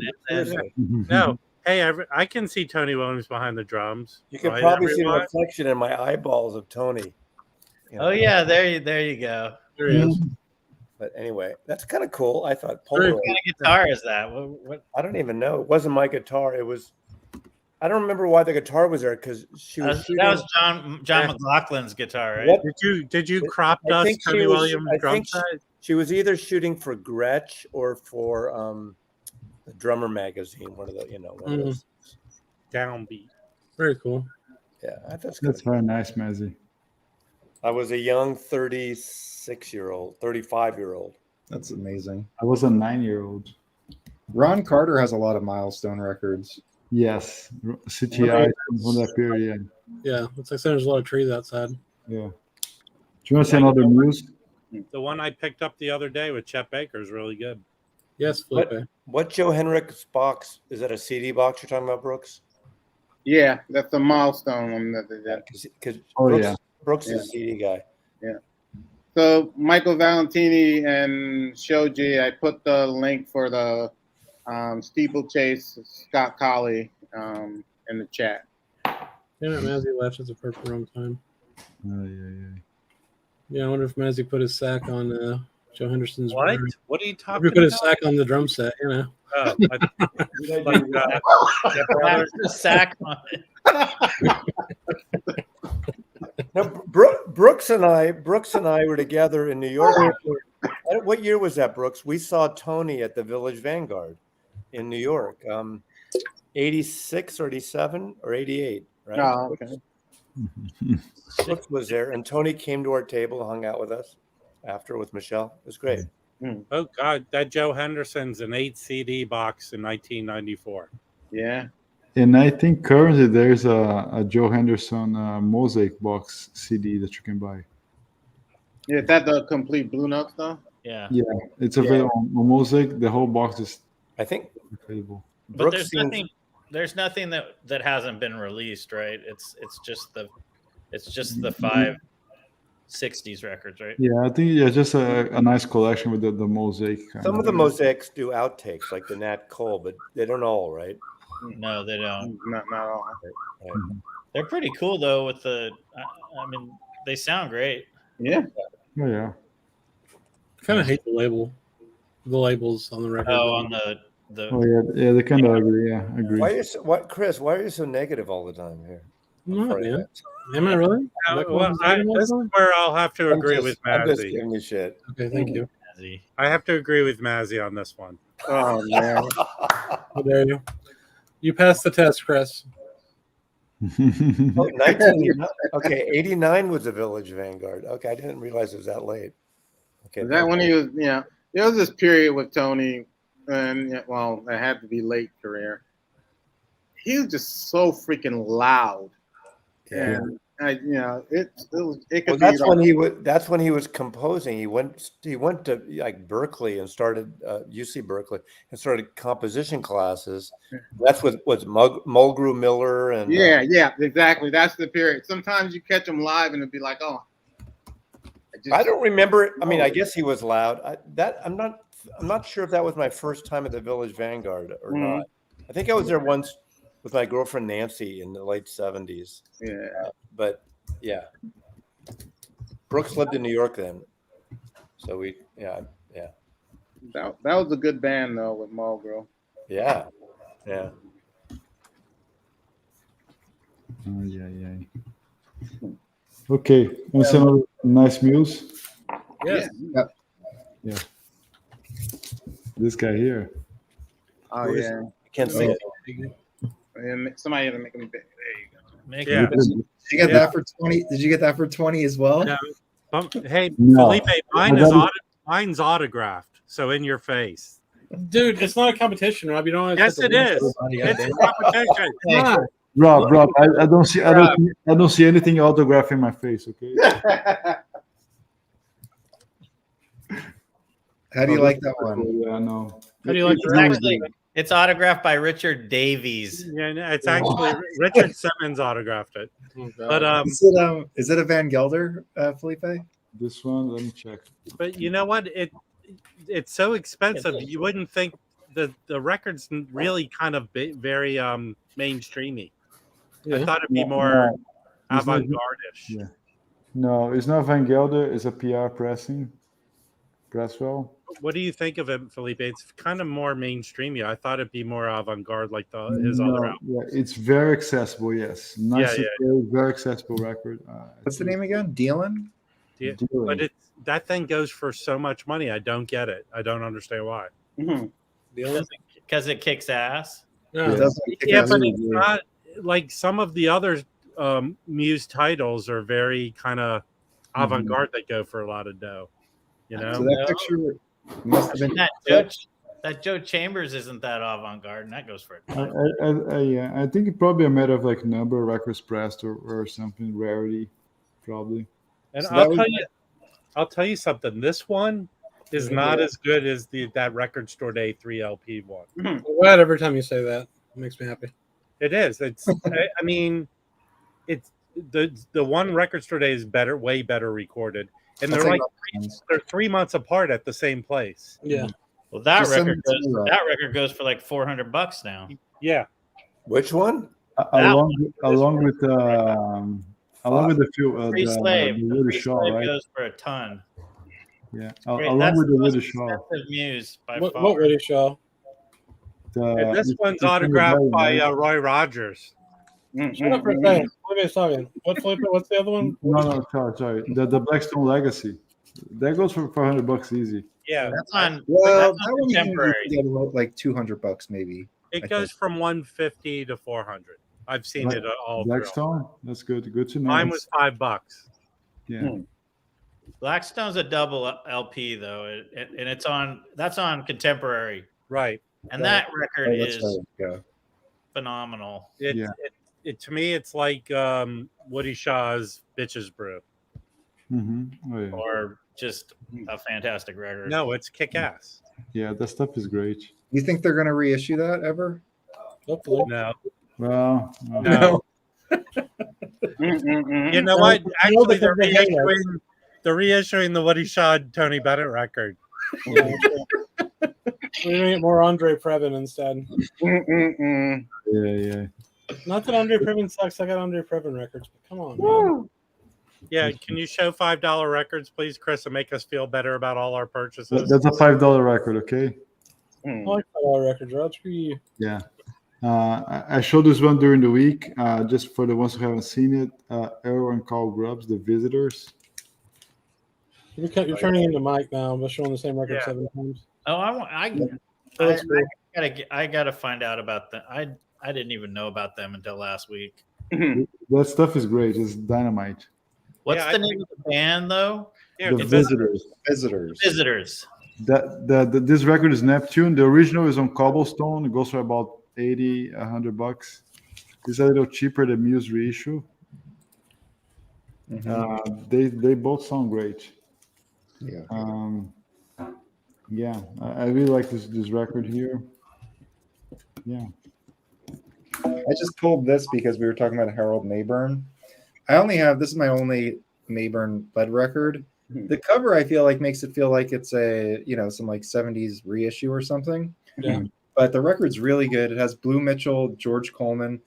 I feel like during this era, which this is probably early 60s, he had a few records on Prestige, and he definitely has some like R&B soul style in here. And he does I think they're all his compositions except for He does I Heard It Through the Grapevine, just a short little version of that, which is pretty cool.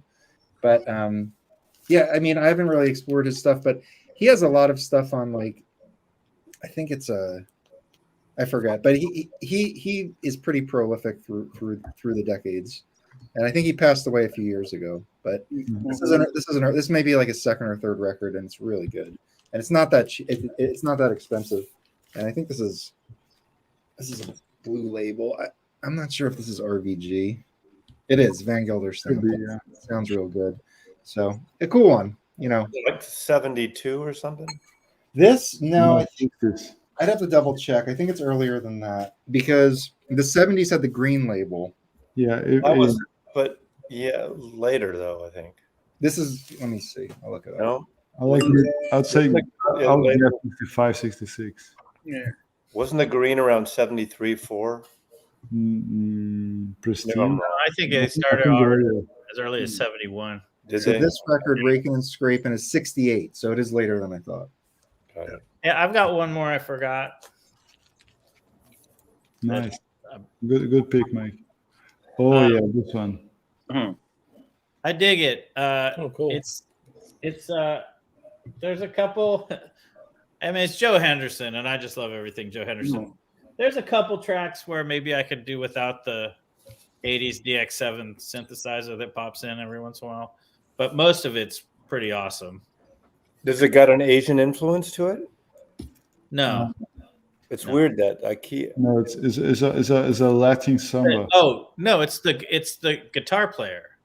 Got it. That's his name. It looks like a Japanese cover. Akio. His name is the guitar player who it's Akio. He's the guy. Yeah. Okay, I got it. Joe Henderson. His name is Akio Sasajima. He's the guitar player. So But it doesn't have a Japanese sound. Did they Well, record that in the States? Huh? They record that in the States, do you know? I'm just wondering because I know he has Joe Henderson has the what is it? In Japan record on Milestone.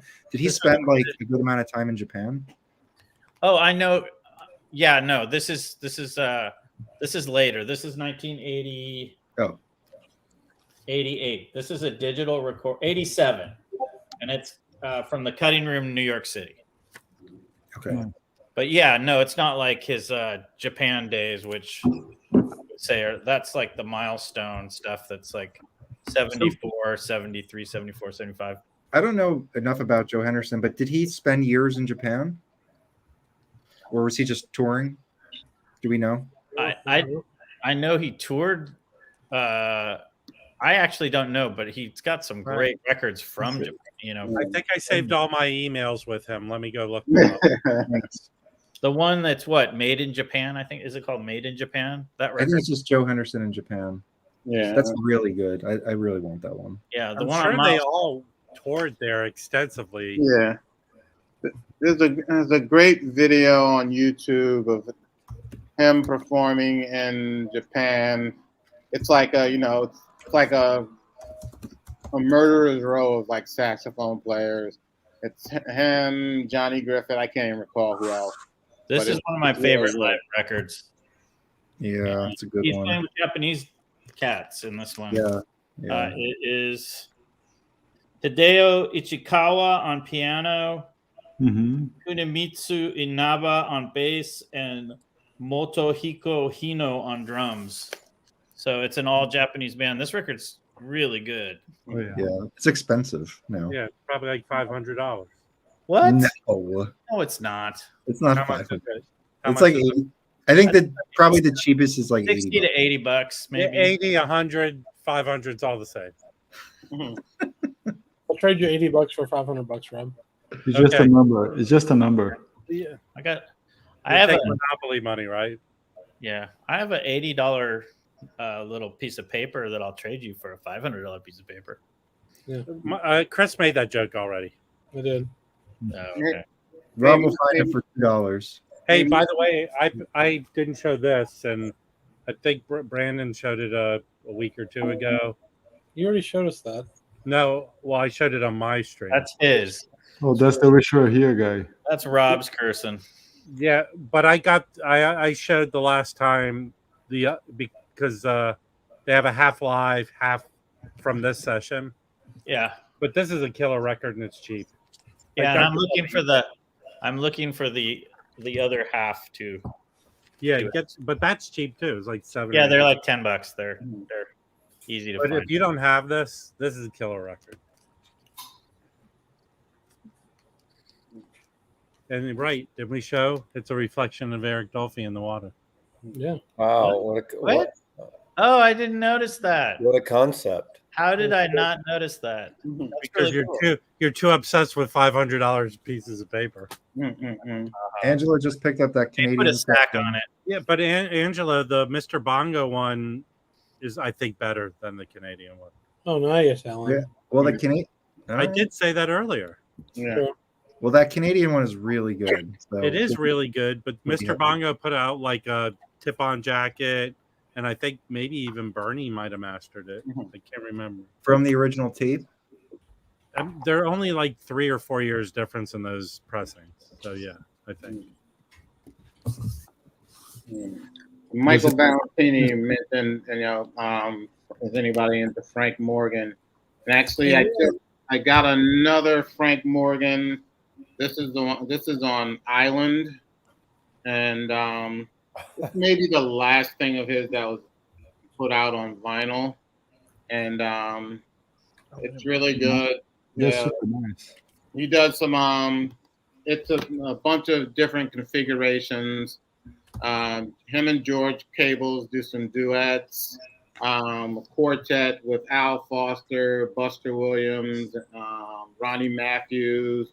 Wynton Marsalis plays on a couple of songs. And it's like someone told me about this on Instagram. Like sent me a message saying there's a copy on Discogs and it's only $15. I was like, okay. So I lucked out and got that. And then I finally got something that I've always wanted. I finally got a copy. Yeah. And I got it for $30 mint on eBay. Damn, that's a great price. Yeah. That was good.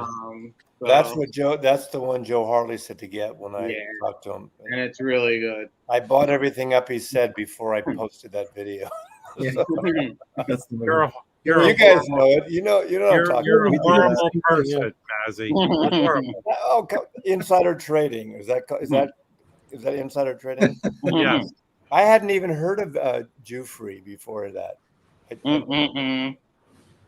Well, that's a discredit to your people. That was really hard for me to get that ECM Jufrey reissue. Right. That was like I had to work on that for a couple of months, and then I lucked out and found it. Rob got a Jufrey in the $5 bin at Easy Street. Yes, it's awesome. Mike, what's the Jufrey ECM? It's a reissue. Oh, it's not right original ECM. Oh, okay. Oh, that's a beautiful record. Yeah, let's see. This. Yeah. Can we make you big?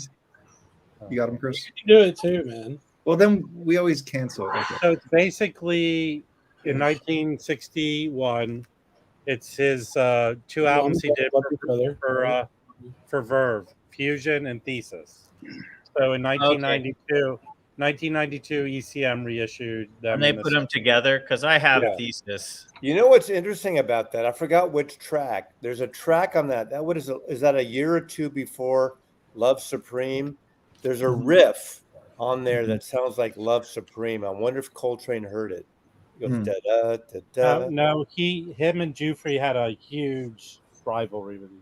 Well, but that predates Love Supreme, and I remember talking to Joe about it after I got it. I said, "Jesus Christ! I just listened to this, whatever track it was, and there's Love Supreme. There's a little bit on that." I did listen to that at the record store, and I thought it was great, but you need a really clean copy of that. This is mint. We listened to it on Mazzy's stereo, but we did. This is the same. Yeah, you were sitting there going, "This is awesome." Oh, okay. Yeah, it is awesome. I must have been on narcotics or something. So this was the same. It's the same lineup, same period of time, and they said he introduced this avant-garde style on this album. I hated that oboe record you played. Yusef Lateef. Yusef Lateef was the worst oboe record version. That was which horrible. record was it? a Cry Tender. It's a great record. Oh, It's a yeah. great It's horrible. And we had Michael who plays the oboe. He goes, "What the fuck is this?" Look, shit?" but okay, guys. It We were was saying he squeaky. doesn't listen to jazz. It was, no, he Right, listened to right. that. Tender, is that Great. Anyway, is that a new jazz? I listened to that, Rob, and I thought it was awesome. The copy at the store was like $20, but it was like VG, and there's so much quiet parts in that record. Oh, that yeah, it yeah. sounded, it's just like, even though it was a pretty decent copy, But- it sounded terrible because But it's very similar to this. Like these go together. Well, that one, that yeah, but ECM Paul, one is. Paul Blay isn't on that on the. Mhm. No, this is Paul Blay and Steve. What Swallow. year did that one come out? No, on the ECM one. Oh, it's Paul Blay and And Jufrey 3. no, calm down. Steve Swallow. It's the same line. It's the same band. Okay. Is it the same record? No. Okay, listen. Everyone, pay attention when we're talking. Okay. All right. Well, I'm gonna. Well, anyway, take- that reissue is really hard to find. now. So let's sit back and relax, people. Cool. It's 35 All right, bucks. you could either get this 3-year period of time. There's also for records 2 different record store days. There's a live version basically of this. Same band. Same band doing the same songs. It's awesome. You can get that cheap. I think it came out in like record store day like 4 or 5 years ago. Then about 3 years ago for record store day, there's that Jimmy Jufrey in New York, Jimmy Ju 3 and 4. And that's awesome too. You can get those. The But one, then the funny, the one. What's it called? Free what, Rob? Free Willy? No. Man, can someone fly to Seattle and slap Mazzy? Oh, Free come Fall. on. Lighten up a little bit. Free Fall's he's mostly playing clarinet, right? Is Yeah. that right? Yeah. well, when Harley mentioned that Jufrey double, right afterwards, it was available on Chad's website on Elusive Disc, and there was probably copies on Discogs. And I waited a day, and the next day they were sold out everywhere. No, Yeah. yeah. So I get the viewers. That's why. here's the drama of buying records like during that time. So Mike, what was the place you got it from?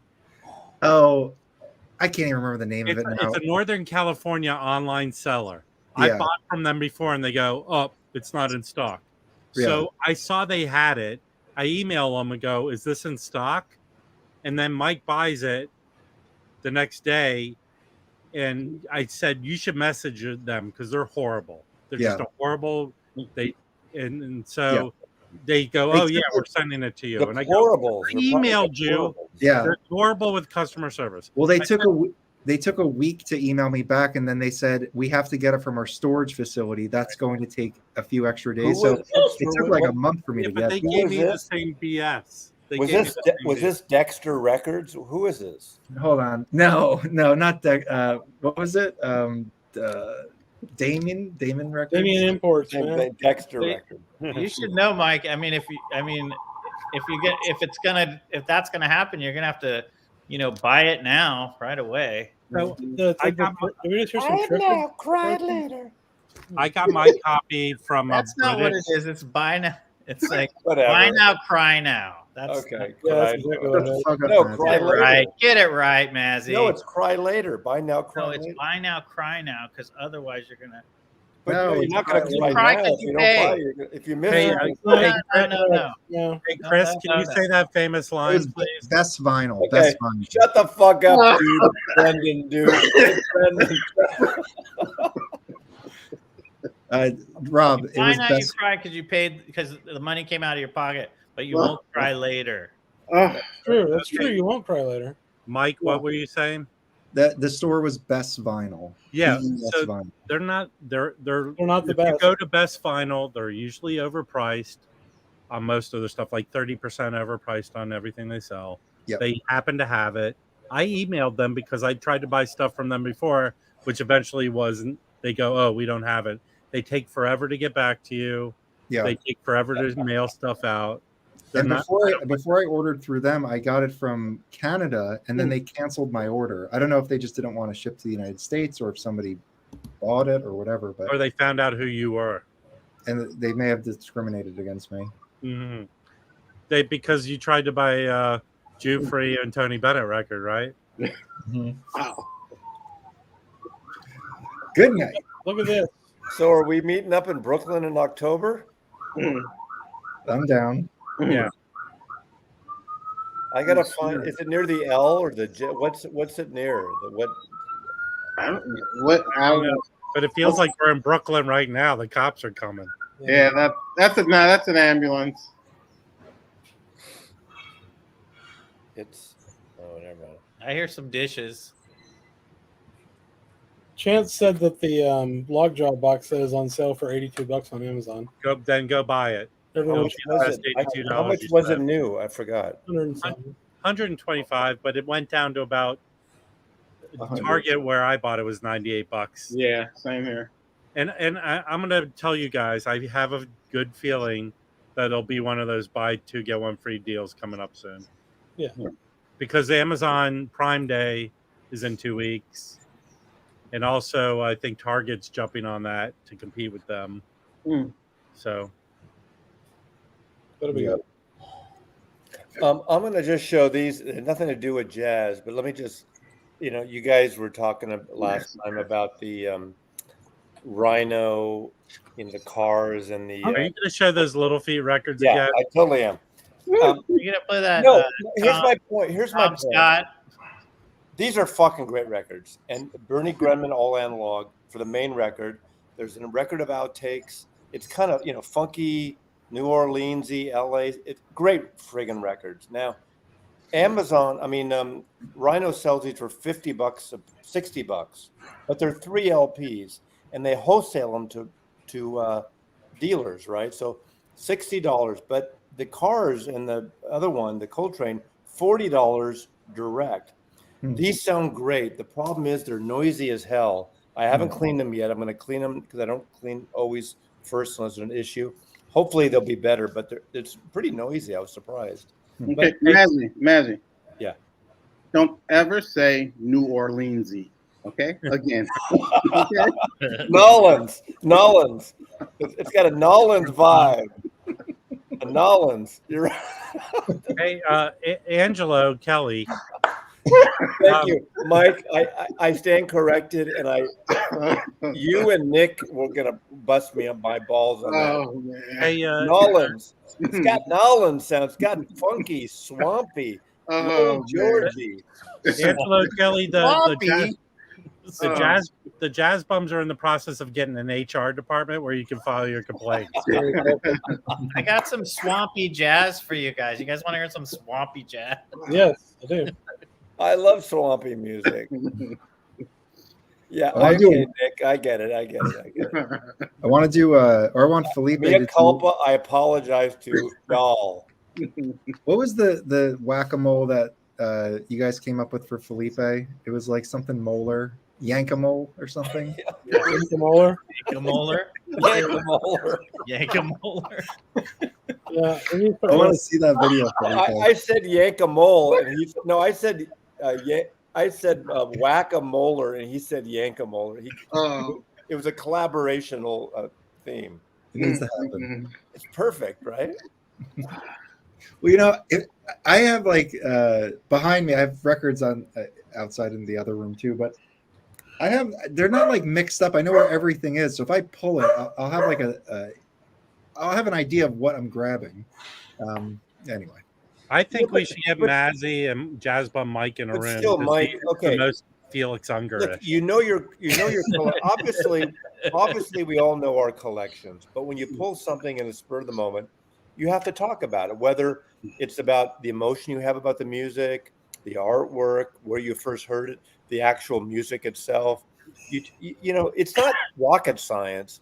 I don't know if you watched our guest version with Patrick. He kept looking at the wall, and I was busting his chops on that. Yeah, but the trick is, Mazzy, you had your camera facing. Yeah, but I don't know where. Look at there's 6,000 records there. I'm going to know every single one. 7,000 of them are Nick Cave. So, Mazzy, who do you think did the best job during that one? I did. Nobody. it was fun. It's all light. It's fun. We had a good That's time. I had a couple of comments. I don't want to mention any names, but there's this troll that thought it was such a wanker, did a parody on it. I think everyone there had a great time, right, Rob? No, everyone had a great time. Yeah. No, everyone. Don't say no. Everyone had. It was very Seattle-y. Really? Seattle-y. What does that mean? Everybody, like half the people, there's only 13, 14 people here, but half were on the deck here smoking pot out Yeah, on it was the deck. fun. That was fun. Wow, you're narking them out. It's legal here. It's not yeah. I'll tell you something. The weed up there is a bit strong. Yeah. I'm not a weed guy. I don't really. I have a. You gummy had once to have every- had a contact high, Mazzy. I drink a cocktail. I don't really do drugs. I'm not into the drug scene.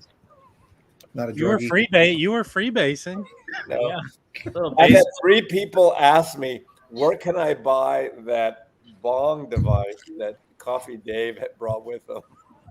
And Hey, it's- I'll tell you, I said this on my stream, and I'm going to post a video with the Kermis guy who cleans records. Mhm. I didn't film it, but he said Fremer gave him a record with cocaine on it. He said that's like the only substance you can't get off a record. Look, it looks like Cocaine? it looks like a coffee I maker. could get it off the record real I quick. can get it off.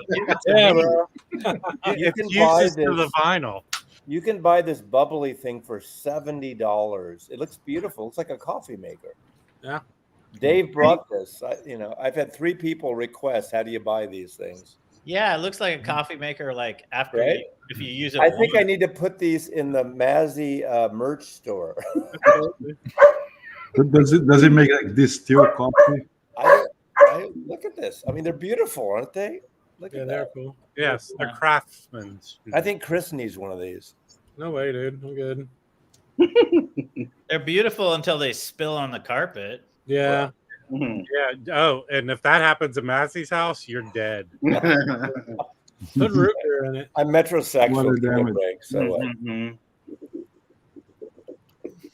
Hey, Angela, why don't you get us to 2,000 subs first? Before Rob? Exactly. how many Yeah. subs do you guys have? We're 19 much closer. How many? I think 1984. Oh, Something. you're gonna get there. Yeah. Frimmer does coke. I mean, could anybody not? Is it hard to picture Frimmer doing coke back in the day? Maybe at one point in time. Back in his the life. day, yeah. He just said he found one with it on there. How did you know it was cocaine anyway? Because, dude, don't you watch movies? You go like this, and you go like this. No, I didn't watch that in the movies. I just did That's it. what they say. That's what they say. Or they go like this. What about a blue thing? You do it with the pinky though, like the cops. That's heroin. That's when they test the heroin. Yeah. Yeah. They also busted a guy in the airport one time, and the stupid cop did that, and it turned out to be Tide. It was a bag of fucking Tide, and the cop's like, "That's the good stuff." Oh, they probably beat the shit out of that guy. Probably, yeah. I won't get political about the I police. can't. Yeah.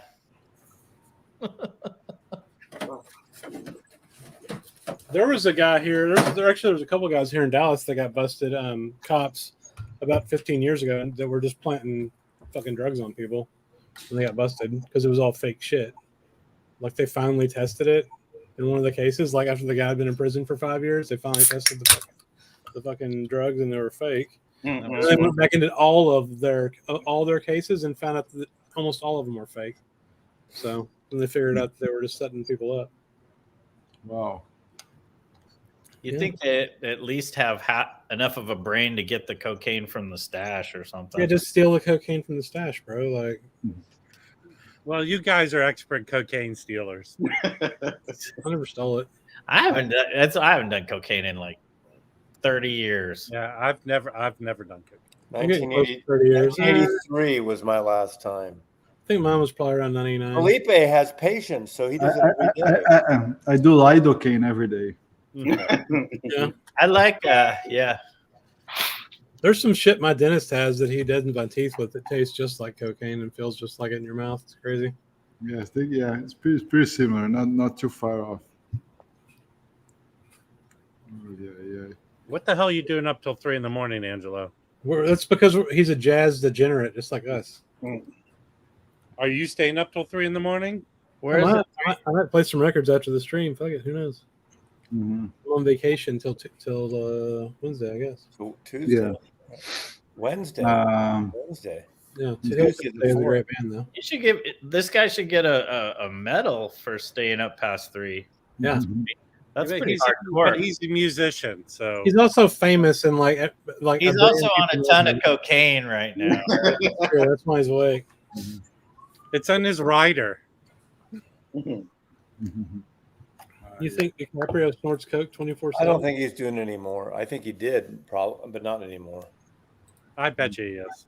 You think so? I don't know. That dude has the life everyone wants. Yeah, Banging but 25-year-old but girls. I think he's smart enough that he's probably not doing coke anymore. He might be. Fuck, everything. if I was rich and a millionaire and I was his age, I'd be doing Yeah, coke. I don't know about No, that. because I was when I was playing those Little Feat records. Of course, you can't compare. You need Lowell quite a George- bit of cocaine to put. Lowell George basically had a heart attack doing all this blow and heroin and stuff, and he was up to over 300 fucking pounds. He gained like He's got a small frame too, right? yeah. I mean, amazing songwriter, amazing slide guitarist, and he had his first solo album out within a couple months. After on tour, he died, which is really sad. But great singer, great writer.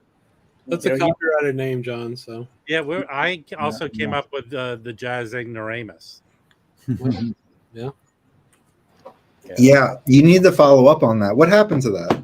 well, he wants you to make a video about Wynton Marsalis and Tony Bennett, Mike. And you Tony Bennett, yeah. I like that record. I have the But, OJC. of that. hold on. I realize you're new to music, Mike, Jazz Bum Mike.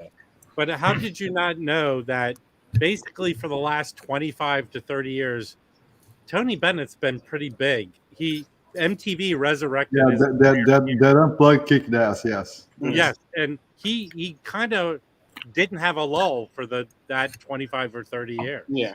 And one thing, Mike, you definitely, being the Sinatra guy, you should have known about this one. I mean, I've dove into Tony's catalog. I know Tony Bennett. And this is probably the best late Tony Bennett there is. Perfectly frank. Okay. This is the one that sort of like kicked him into that extra gear. Well, shit, that's up I there. know that record. Yeah, and Mike, Notes and Tones. I actually like his duets much better than the Sinatra duets. Oh, late Sinatra duets late suck. period Tony Bennett blows late period Sinatra away. Oh yeah. Oh yeah. This, Well, 1970. Sinatra is much older than Tony, so I mean, their late periods they're not like the '80s Sinatra and Tony Bennett Sinatra are very different ages. Yeah, but Bennett never lost. Sinatra lost his range, and Bennett keeps hitting. Even Bennett- now, with his Bennett age, kept his thing. He did duets with Paul McCartney, and Paul McCartney lost his voice, and he didn't. Yeah, he can hit those high notes like you wouldn't believe. Yeah, this is 75. His producer and manager Helen Keane produced this. Great job. Yeah, she was an excellent. She did. Now who is she? She did all the Bill Evans stuff. She too. kept his. Art she Farmer kept him also. Yeah, she kept them together as much as you could keep them Yeah, she kept together. him alive. Oren Keep News kind of were done. Look at that sketch that That is Tony Who did Bennett. that?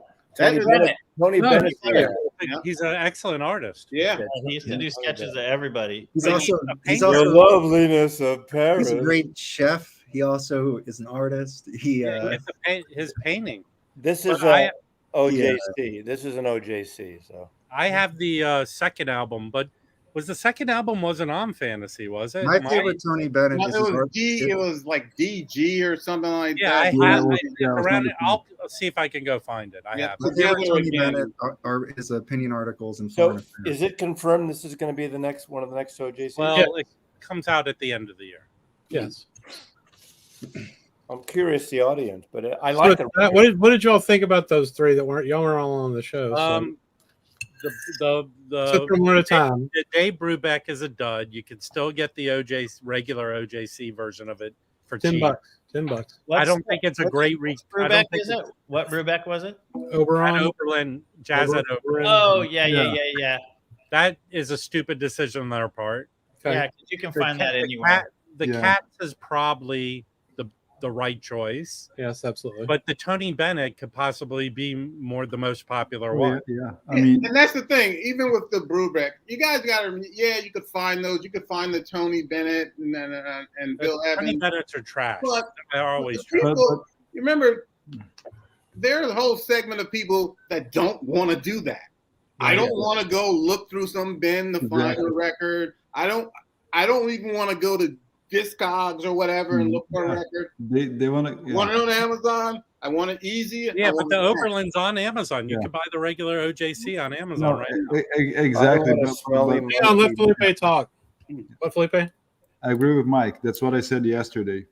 I mean, those are hugely popular artists, and if you're like want to buy something for the holidays or whatever, you're a newbie, you're an adult that want to buy something from back in the day, you go to a store, you see that really nice fancy thing with an obi strip, or you see online. That's what you're gonna get. And we are the minority here. We're not a majority. We have to Mike, keep that in mind. What we think is not what like 95% of people think. Mike, we're not the market. Here's an album that you need in your collection if you don't have it. You need Schubert Alley. What is that? It's Schubert Alley. Baba, Mel Torme, Schubert Alley. Um, On Verve Records. It's out of all the singers of that thing, the Velvet Fog, what's his name? Yeah, It's such a good record. Yeah. And you know, no matter how much we like Lee Morgan, Hank Mobley, people don't even know them. People want to buy Brubeck, people want to buy Tony Bennett, Frank Sinatra, and Miles Davis. That's it. I don't know. I mean, all these records sell. And Coltrane. But if they go to a store, that's what most people are going to look for.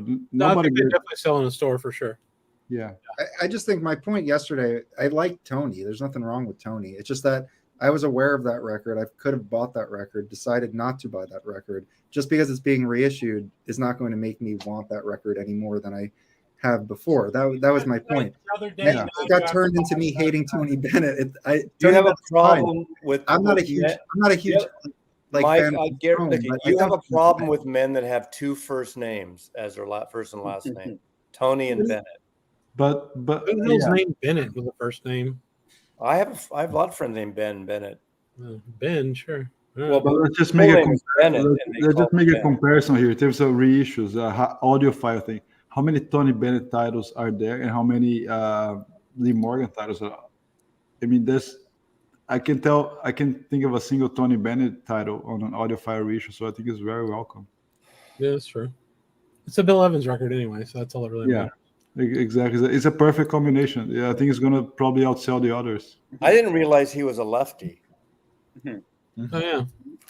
Yeah. Well, that was the other criticism I have is that He's a out of the 6 or 7 or 8 of them that have been announced, how many have been announced so far? Is Probably it 10 now.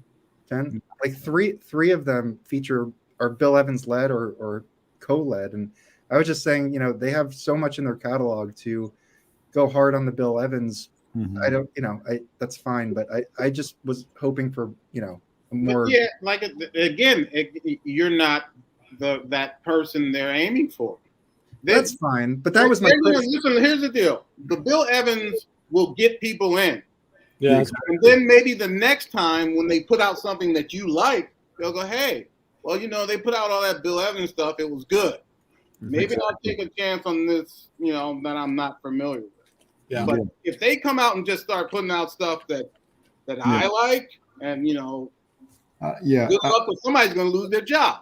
No, yeah, I'm gonna make a very silly, absurd comparison, but I think it's valid. Let's say it's summer now, you're gonna put a fruit stand in front of your house and sell fruits. You like okra, you're absolutely crazy about okra, love it, but people are not gonna buy okra, they're gonna buy apples. Well, maybe if you come down south, you'd see some more okra getting sold, man. You're in Florida, they sell okra there, don't they? I like That all okra's not much, that's but, Orleansy but stuff. no, people want to buy apples and peaches. They don't want to buy okra and stuff like that. That's what I mean. I want that Orleansy stuff. I'm gonna buy a bunch of okra and All right, pickle. so Mike had a good point because my wife isn't a huge she likes what I'm playing, but she can recognize Bill Evans. Yeah. That's like one thing she's like, oh, you're playing Bill Evans again. So for people who don't like a lot of jazz, that Bill Evans is probably a good gateway drug. Mhm. There's no doubt. Absolutely. I mean, Right, it's I mean, like, good, here's the acceptable. deal. Like my wife, she listens to all the music I play. She'll listen to like Bill piano players and stuff like that. But she's gotten to where she can pick up stuff. Mhm. Like if I'm playing stuff, like if I play like, even if this is sort of mainstream, but when I play Tommy Flanagan, she's out the room and going, "Oh, that's Tommy Flanagan." Mhm. But Tommy Flanagan isn't something that sells. I mean, Yeah, exactly. Right. You got to get people, in the door, so to speak, and then they'll take chances. But I guess what I'm saying is they're getting in the door with Vanguard and Waltz for Debbie. Are they just going to continually hit home on because you could do all Bill Evans Riversides? They'll probably do 2 or 3 Bill Evans a year. I mean, that's just I mean, that's fine. Look, I mean, I'm just happy they're reissuing. They're doing the series in the first place. I was just saying that. I'm not going to repeat myself again, but that was just my criticism. But again, I like Tony. I have nothing against Tony. He's great. Are you not recommending people buy That's these? so insincere, Tony Bennett. No, The thing is, I really dove into his catalog because when I was into Sinatra, I was looking for other crooners to get into. So I really looked hard at Tony. I listened to his stuff, and I didn't buy any of it. I just didn't like it. Mel Torme is the best. I have Mel Torme's Bethlehem stuff. I like that. I like that. You know what's actually fun is the Columbia stuff. Like when he does Pretty Flamingo, he does like the pop standards for Columbia in the 60s, late 60s. It's really fun. Okay, I'm sending these to Mike. All right. So these are going to Mike. Did you take them out of your Pinto? Just Pinto? Whoa. No, you're listening to Mazzy. Okay, these are going to Mike. Well, show it. Are these your old CDRs of Tony Bennett? No, these are Tony Bennett's signature headphones. Oh, That's cool. Damn, he must have made a fortune. John, I saw Tony at least twice sing San Francisco. Those are essentially beats for seniors. That's true. He beats for You're gonna go beat it off right now. You're not wearing pants? But anyway, I think that's a good point, Mike. I was just flipping through the OJC book, and if you're trying to get people in, maybe you could do some Monk, but maybe not. I don't know what you. New people don't buy Monk, man. I guess you're right. Like the Bill Evans is probably the safest. Maybe safe's not the right word. There's a ton of OJC stuff that will get people. You could do Miles, but Miles has been done a lot already. Yeah, well, Chad just did all the. Right. Didn't we have the same conversation like a month, 2 months ago when they announced these OJs? We got content. We're making content here, man. Come on. What about the Brubeck where they're sitting in the fountain drinking the milkshakes? I don't know. Oh, that's a kooky cover. What about the Montgomery Brothers or something? Wait, what is Montgomery they could do, but I would sorry. Monk. Yeah. I would like to take a different tact on this. Okay. What is the worst OJC title they ever did? I don't know. Ooh. Jimmy Jufrey. Hold on. Let me. I don't know. Or no, Victor Feldman. Or No, those are fucking awesome, by the way. don't you mess with Feldman? Yeah, the one with Scott LaFaro is awesome, and the one Merry Old Soul. Oh, That yeah. thing's awesome. Yeah, the Scott LaFaro one is great. Introducing Victor Feldman. Or maybe the 300. Actually, I like them, but the 300. What's the vibraphonist? The Latin vibraphonist? Cal Jader. Cal Jader. I love Cal Jader, but Well, those are I don't know if there are any bad ones. Yes, there are. Are there?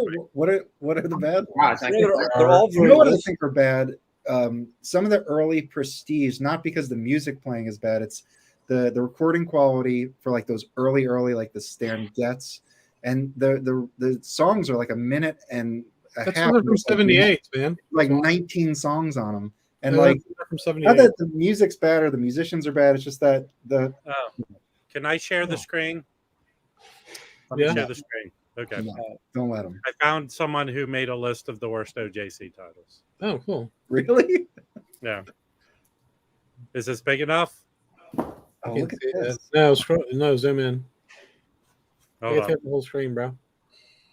Okay, There we'll you just read them off. Yeah. I saw this in the store the other day. This Barney Castle Carmen. Oh, everybody hates the musical ones, Yeah. Yeah, that's true. but I don't think they're that bad. What else is there? Yeah, Yes, there you it's go. all the musical ones. Come on, man. All right, let's keep going. Did you guys get that West Side Story? It's fucking No. great. It's great. West Side Story is great. I agree. I agree. I found I an would original feel of that. Art Pepper. There was an original of that in the I Disney agree. collection, and I listened to it. It is so good. This That Andre which one? Previn. The Andre Previn West Side Story. This Yeah, is not great. one of Art Pepper's better albums. I agree, dude. The arrangements suck. Yeah, I don't I like that. agree. I agree. I feel like I got fucked because I think this is a good record. I Yeah, know that record. I that think one's that's not okay. terrible. What about Bounce with Counts? I think I that's a want to good. get that. I do want to get that. I'm Oh, gonna. what's those the are gonna one be cheap soon. What's the one that had the Watts Tower on the cover? That's That's not good. a bad sounding one, is it? Yeah. Oh, they said a It band's. doesn't sound as good as the. They're talking about the audio quality. Okay. Yeah. Oh my god, was that a Tom Port fucking ad up there? Hot sticker. Jesus Christ. Dude, why is this bad? This is killer. Oh, Are they saying these are bad or not? Because these all the notes are like this is an excellent record. Like what the fuck? well, I don't maybe know. sound quality. That's a great record. That's a great sounding record. I mean, well, the reissue. That's a good one. I have the OJ, I like- later OJC of those. Yeah, that is. That record. They said that's bad. Well, I don't know. They're Oh, I like that monk. Yeah, I record. do too. I would love for them to reissue that. no. Yeah, this that's a good one. this one is Gene Ammons' best record. That's a really good one too. That's like a. Saying it sounds bad. This article's fucking stupid. No, I look. Hey, we're having content. Calm down, Yeah, Chris. I agree. I That bet you one's- about the content. It's perfect. That one is really good. I haven't heard that. I don't know. That one, okay, I agree. I did not like that one so much. It's 20s. That's why I mean nobody wants to listen to 20s music except for me. Hey, did Chef Oh, Steve do come this on. list? Fucking Soul Train, come on. That's ridiculous. This is nonsense. I've never seen that cover before. That's Rob, I can't believe you endorse all That's this. the reissue cover. I just pulled it up. I'm not bashing Tony Bennett here. I'm just showing you a website. That's true. Did you? Okay.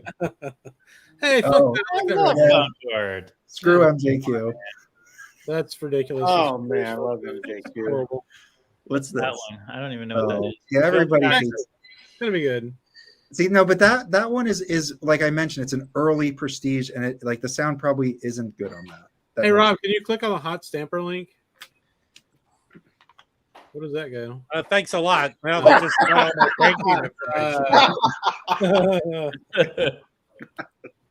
You You know what'd bastard. be cool if they Aren't you a website guy? Yeah. Damn you to hell. I'm hacked. You're not hacked. That was a Shopify cart. So Yeah. Yeah. Nicole says they're full of shit. this would be a cool one. This in orbit. Yeah. Yeah, that's the only Clark Terry I really like. This is I know with that's Monk. terrible the thing to say, but oh, there, I think that's a great Happy record. Horns is a great record, man. The Hair- Impulse. I didn't like it. This sold would be a my cool own one. This Clifford Brown one. This Yeah, summer. That's a really Yeah. good one. Reissue that one. They just put it out like 6 months ago. No, they On the regular- didn't. Yes, they did. They did. Yeah, I bought it. Which one? Which one? Sonny Sonny Rollins. Rollins plus 4 on just regular OJC, the old OJC. right. Yeah. Okay, I didn't calm know down that. there, What Chris. the We fuck? want the high end version. Well, okay. So do I. I'll put that in the auction. So my question to you guys is: Are the OJCs that are coming out like that are not part of the acoustic sounds? Do they sound as good as the OJCs from the '80s or sound not? better. One has anyone done a shootout? I haven't done a shootout. No. They sound just as good as all the other audio files. I need a copy of this. I don't have me that. too. Me too. That's a good, yeah. That would be cool. This Is that cool. your OJC book? Yeah, Yeah, I'm just tell us the story, Mike. Do you read yourself to sleep every night with that? Yeah, it's cool. I mean, all the monk. They Honestly, used to give those away free at You're not Tower. showing us pictures anymore. What's happening? It's like, Well, it's like I'm a looking- one record a day. Yeah, look, there's the MJQ record right there. or like a Mingus would be cool. They got a couple Mingus that they could select from. Yeah, but would that's be been pretty issued awesome. in so many different. Yeah, it's a United Artists you know- one. You know what? I really hope they do. This is probably my top one. This My Fair Oh Lady. yeah, oh yeah. They already did it as Chad's knows, version. he knows. Joke, Rob. Recognize humor, man. I don't recognize Mike and humor. They're two. They Sure, don't. those two They're things like go together. This chocolate would and be peanut cool. butter. This Wynton Kelly. That's pretty rare. I mean, there's so much stuff they could do. Anyway, I won't go like through the whole book. the is it Ben? I got to figure out. I think it's called For Lady, where they do where it's a big group doing all the Billie Holiday. Yeah, that would be very cool. Oh, This- what's his name? Joe Webster. What is Is it? it Joe? It's I Web. haven't. It's a big group, but I can't remember who's considered the leader. is it Webster Young? Yes. Yeah, that's it. Yeah. Well, this one here, Soul Junction. This one would be very cool. Yeah, any of the Red Garland. That's Red Garland with John Coltrane. Oh, yeah. I mean, come on, That's a great one, yeah. right? Red Garland's piano. This one would be awesome to Oh, have an audio That's the file. one to do. They Yeah, should Rob sold a copy of that. There's a Red Garland quintet with a yellow. They should orange- have kept all Coltrane. those I have the OJCs. twofer with it. I have Yeah. the twofer with that. To have an audio file version of Red Garland's piano would be. Oh, Garland of that one- Red. Was Garland of Red ever OJC'd? Yes, I think it was. That would be the one to do. But also, this includes CDs too. Harold Well, they can do Land. that too. They should do Harold Land. That Yeah. one. Yeah, that one's great. Well, didn't somebody say they are doing a heroin? Yeah, Oh, who said they're gonna do the Peacemaker. I just saw that. Who's doing the Peacemaker? That was a Rob? part of a Vinyl Me Please box. Look at this. This one they should do. Oh, that's what they're doing. All right. Pretty good, All right, smart ass. Was that you're trying to be funny? man. Trying they. Leave the humor to the Jews. Mike. Hey, I got Yeah, right. So I consider that a win. Oh, They got some Ellington. They could do some Ellington. Yeah, that's not gonna sell as well as some of this other shit. That's though. You know, I sold half to the in groove and half to the people, the civilians. The people. I would love if they did. Is it not in here? They gave that catalog out. What the fuck? It doesn't have everything in there, you know. Yeah, that Miles Davis one where he's on the cover with the microphone. It's black and white, and he has a cap on. Yeah. I have that one. I would. This one here. Yeah. Is that any good though? that is excellent. It's amazing. That's an amazing record. Yeah. What It's about like this? the Blue Note 1501 and 15. No, it's better. Okay. How's it called? Moods on Miles? I'm tired of people busting my chops. Shut up. That one. That one. That's a really good. That's good. You know, I have. I the cut CD. that all. I cut that out and sent records to Rob, and it worked. Man, your jokes are getting Oh, worse. that's bad. That's horrible, man. Could you put a hot cold press on your head? Oh, man. Yeah, Who else th- has a book to show us? This is story time. Oh yeah, that'd be good. Why didn't love they just that. reissued that? there's a current OJT for sale. Ring, ring, ring, Rosie Tolly. Da, da, da. Oh, God. Can you do the Sound of Music and throw yourself off the side You of know, the he mountain? recorded that at a What about- club at a building in North Beach that it was closed and no one was there, but they recorded in this live venue that became Club Fugazi, where Beach Blanket Babylon performed. For This a would be decade. kind of cool. This George Benson, new boss guitar of George Benson. No. Yeah. Yes, No? yes, I think absolutely. that'd be kind of cool. the caravan there. Caravan would be good. Yeah, This one, You guys are just calling George Benson cheesy yesterday. yeah. I love George Yeah. Benson. Well, you mean Mike was trying to take down Tony Bennett and George Benson? Are you going to show us a record, Rob? Well, I'm just saying, I think that would be a cool one to I'm do. flipping through the book. What do you You want me to had do? one that you were going to show. That's why. Oh, I couldn't find it. I have the other Tony Bennett and Bill Evans record. I can't find it. Okay. Like Hey. this one, right? That should be out. Damn it! Put it back up. Look at Mike's butt. No. Oh yeah, that's true. Well, you know, Acoustic Sounds always has that in their fake fucking Facebook ads that piss me Yeah. off. Oh yeah, that's annoying. Look, they don't even have the shit in stock. I mean, this one I think is one of the more popular regular OJCs. That's a I good have. one. I didn't keep that. I don't think, but I listened to a lot of the ones that were open. To me, it's like his best one. Yeah, it's good. Yeah, the Art Farmer stuff is good too. Yeah, which Art Farmer? I don't remember, right? But there was a lot of Art. What about that Art Farmer Contemporary? I listened to a lot of the open OJCs that came through here before. I just wanted to hear them. I mean, I really do think like the Wynn Kelly ones because you know it's. I have that OG of that. Is that before they ate sandwiches? Yeah, I think so. Oh, yeah. I like the Sandwich album. That's like the weirdest shit ass cover, though. Hey guys, I'm gonna jump off. I gotta take the dogs for a walk, but good catching up with everybody. Yeah. Here, man. You might. See you in I'm gonna Brooklyn. swim with the dogs. See ya. You might. I might jump off in a second. I'm gonna jump off too. Damn it! It's a Chris, it's my people's Sabbath. I have to kneel down. I mean, Mm. They're what's wrong with this? jumping the ship. That one. I have that. Yeah, I have the OJC of that. yeah. Yeah, I have that. Where's Baggy? It's Baggy time. Um, I was about to ask that. Actually, this one I have an '80s Robert Ludwig reissue of this one. No, Mosey left. The Chet Baker. Yeah, the Robert Ludwig mastering. It's really good. Mhm. Oh, Yeah. I have a few more to show. You guys are going to miss the best part. but one last thing. Look, they did an OJC of that. I didn't know. Nice. oh yeah. Oh, okay. I already have that shit. That's Yeah. pretty cool. Don't Yeah, worry about that. There's like 5 billion it's copies not of that. hard. It's easy, not hard to find that record You've sent like 5 copies of that record from your own apartment. because I find them all the time. Yeah, that's what I'm saying. Hey, Roberto, good morning. Mhm. I think he just showed up. Nice. Yeah. Roberto, join the stream. Yeah. I think, I'm thinking I'm going to take off, eat some dinner. But if anyone in LA is around Sunday, come to the flea market. Cool. Okay. Yes. Now. Okay. Bye, Rob. Hey, Rob. Take it I easy. have- Now I have some killer stuff to show. Okay, cool. That's the best part of it. I always wait for everybody to get out.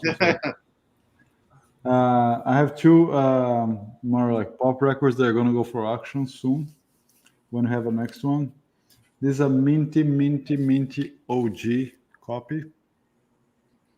I don't even know how to pronounce this, Mhm. but it's a Grateful Dead record. It's perfect, minty. Mm. Before the remix is gonna go for auction next time we do it. And another nice OG that I picked, Felipe has turned into a degenerate flipper like Rob. also for auction. What's It's a minty OG. Yeah, I like that one. That's my favorite. Oh, Cohen. yeah. Now my stuff. You're gonna show us killer stuff, man. Come on. Yeah, no. Now that's gonna start. First, it starts like kind of cold to really hot. This is mine. I kept it. Oh, nice. Oh, nice. This is a really nice one. OG on Verve. Is that from Brazil? No, I bought it here. It's a German pressing actually, Oh, okay, cool.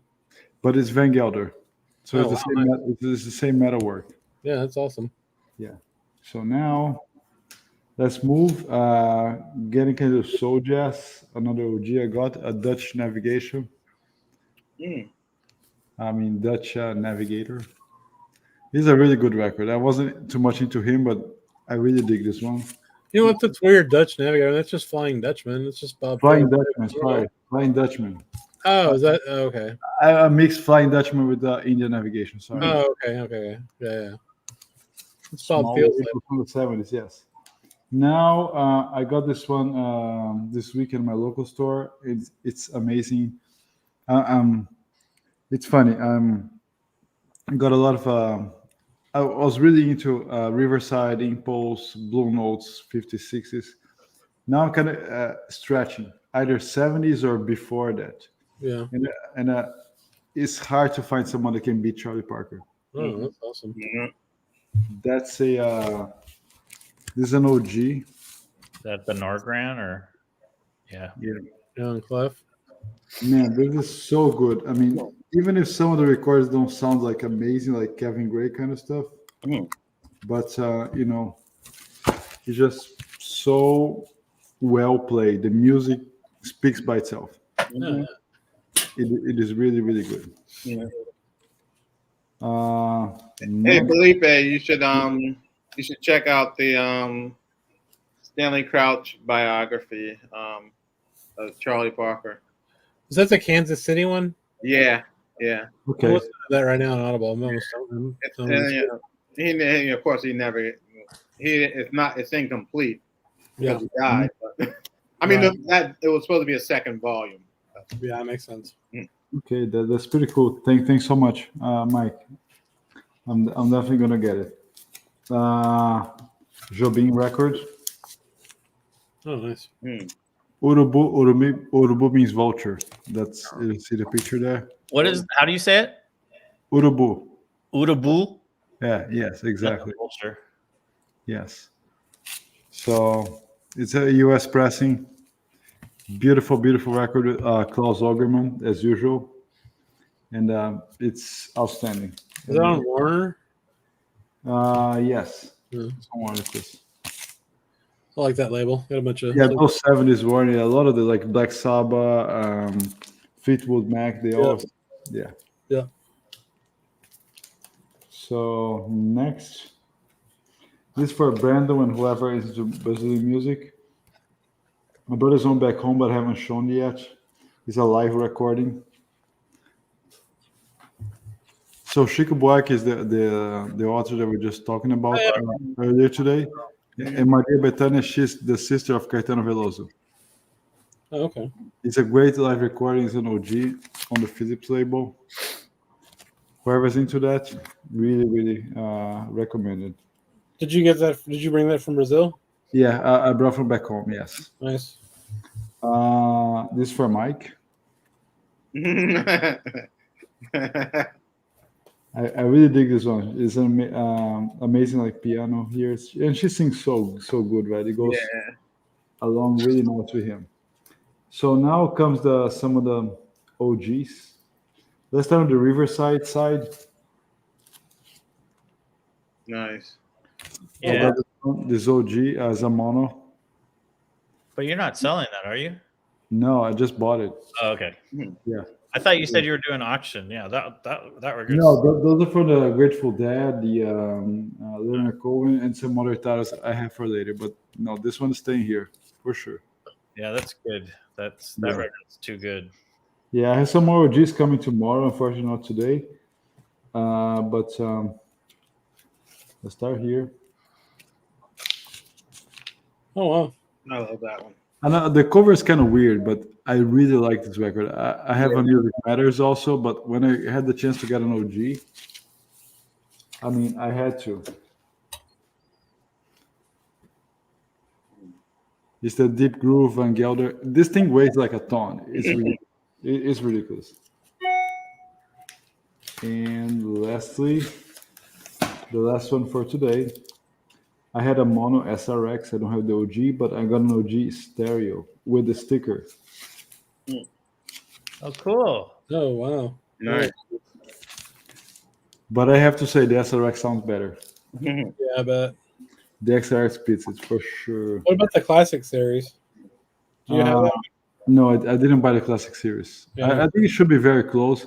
Yeah. I heard some people saying there were some tape issues with the classic series, the stereo.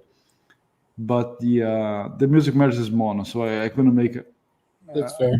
a good comparison on that. And lastly, another record I bought from Brazil.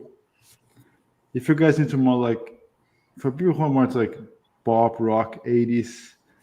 Os Paralamas do Sucesso is my favorite band all time. I grew up listening to those guys. This is one of the most successful rock records in Brazil in the 80s, probably the best-selling one. Wow. And they play like the Police. It's a trio. And the drummer, João Baroni, he's like always all over the world teaching drums. And I think the bass and drum session on this band actually tops the Police. So if you guys, What so is if you guys- Paralamas? What does that mean? What does their name mean? Paralamas means bender. Bender? Like Yeah, means a fender. Yeah, shock, the shock protection in the car. okay. Yeah, back in the day when they had those big metal things in the car. I mean, it's not supposed to mean anything. They just messed up with the name. So they're So- the Benders. Yeah, so this record is one of the best-selling Brazil rock records ever, and it's amazing. It's really amazing. I highly recommend this record to everybody that wants to get into like Brazil pop rock. Yeah, this is it. That's the real deal. Cool. Yeah.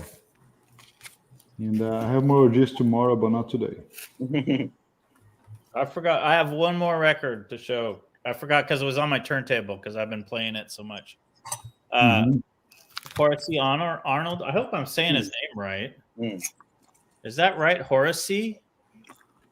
Can't read it. You can't He's see good. it. Yeah, Horace. Yeah, should be it. That's He's a drummer and he played with a lot of the spiritual guys in the 70s, but this is Was This it? is Is it Horace or Horace or Coracy? H. Looks like a K. It's an H. Horace. I just think of it as Horace with an extra E. So, but he's a drummer, and I've seen a lot of his stuff. But I picked this up because the group is amazing. It's a really good record. It's, I guess it would be slightly in the spiritual realm, but it's mostly just soulful jazz. Check out the group though. It is David Freeman on vibes, George Mraz on bass, Joe Farrell on flute or soprano, Billy Harper on tenor, Ralph Towner on 12-string, and then Ralph McDonald's on conga. I don't know Ralph, but it's a great band. It's a really good record. There's a little shot of the guys you can see. I forgot someone I didn't mention. Who did I not mention? No, that's it. That's everybody. But it's a really good record, and I've been playing it a lot lately. And it was, I think it was $8. So wow. That's great. What a bargain. I've seen a couple of his records. They didn't look nearly as interesting as this one, but now I'm going to go pick up some more of his stuff. It's usually in that $10 to $12 area. Yeah, cool. That's cool. Fun. Yeah. Did I show the Mal Waldron ECM last week? I can't remember. The Free at Last? Yeah. The double? No, you didn't, but you go ahead. It's a great record. Felipe's writing a dissertation. Yeah, so this is great, man. I love this record. Yeah. So LP. This is still available on ECM's website. With shipping, it'll be about $60 to the US, though. But yeah, it's really good. We listened to it on a stream the other night too. Yeah, I got when it came out a few years ago. I picked it up, and it's really good. Yeah, and the bonus record's just as good. It's really yeah.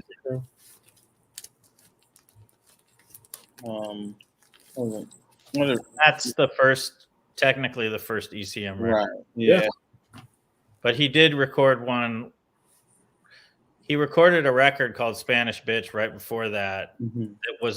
That's the same. It's at Town Studio with Iker doing all the production, and it's the same engineers, same bass player too, Isla Eckinger, but there's a different drummer on Spanish Bitch than Free at Last. But I think it was recorded maybe 6 months before Free at Last. But it's also a trio record. It's very similar, and it's also phenomenal. Also, Well, I gotta freaking order that Kenny Wheeler. I forgot about that. The one they're reissuing with ECM. yeah, with Keith Jarrett. the one with Dave Holland. It's I know it's Kenny Wheeler, Keith Jarrett on piano. What's the title? But yeah, they're putting it out in the new reissue series. I got an ECM Wheeler a few weeks ago, Mike. Let me see which one that is. I know I have one from the '90s, which is really good. I got it. Wasn't I'm just scrolling down here. I don't even know how it's pronounced, but I guess it's pronounced New High, GNU. Oh yeah, Yeah, Holland. yeah. Oh, What's it called? Yeah, that record's really Yeah. good. It's Quartet. Quartet. Yeah, I streamed it. I streamed it like twice, and yeah, it's really good. yeah. So the one I got here, I'm gonna put in the comments. Is called Dear One. ECM 1978. Kenny Wheeler. It's really good. Oh, okay. Oh yeah, I'm actually looking at it on. It's a nice black and white cover. It's beautiful. Yeah, Great it's- record. Great record. This one's really good too, but that one that Mike is talking about is even better. The one with Dave Holland. Mhm. This is also well, actually, this is a sextet. Mhm. Oh, and I guess that's why it's called a round six. Guess so. Ah, okay. Ooh, damn. What else? You thought they were winding down Music Matters? Do they keep going? I don't know. I don't know if they have licenses left, or they're Yeah. waiting for jackets, or I mean, who knows? Right. What do you think? I don't think they have more titles in the pipeline. They just went for the really big titles, classics. They probably had a limited amount of running license. Mm-hmm. Yeah, I don't think they're gonna go any further. They're just gonna go as far as they can with they have. Unfortunately, because to me, it's the best of that I've ever heard. Yeah. It's hard to beat. Yeah, I don't see them making more titles. No, but what about reissues and some of the stuff? I think he's just talking about repressing what they have, but they're not repressing either, are they? Yeah, I think they're repressing really small batches that they go on the website and they sell out pretty quick. Yeah. I got one more. Not jazz. This is a Jimmy Cliff, but it's really good. This is Wonderful World, Beautiful People. I think this is right after he did the Harder They Come soundtrack, the 3 tracks he did on that. Can we see that sticker? Look up close. Yeah, it's Albums from Tucson. Ow. Albums. Maybe that's Mike Ingroove's original store. Yeah. I can just I can picture the owner of that store. Yeah. Is the Ingroove in Tucson? No, he's in Phoenix. Yeah. Same state, so the joke works. Albums. And I picked up this Tangerine Dream Cyclone for some wacky analog synth tracky music. So I got a record I want to ask y'all's opinion of. I got a record I want your opinion of. That's it. Well, are you gonna play it? No. Do y'all know this record? It's Al Di Meola. My dad had it. I don't remember it though. It's called I forget what it's called. Fuck.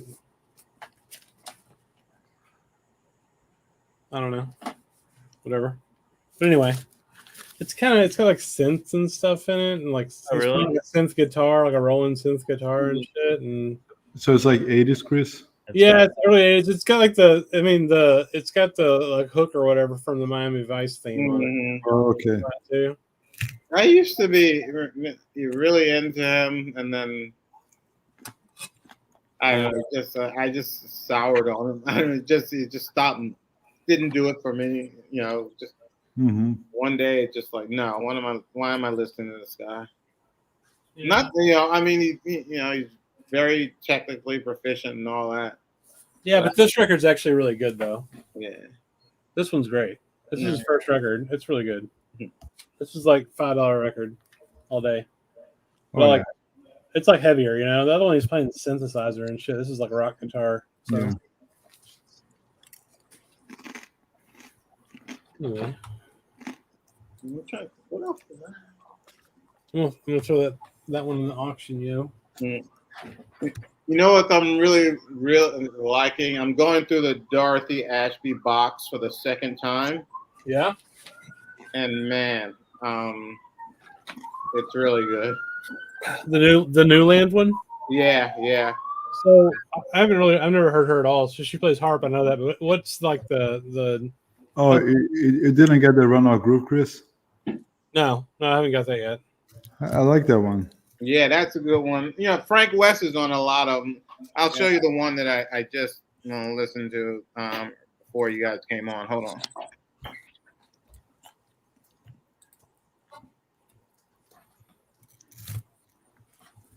Yeah, I'm kind of the fence about that box.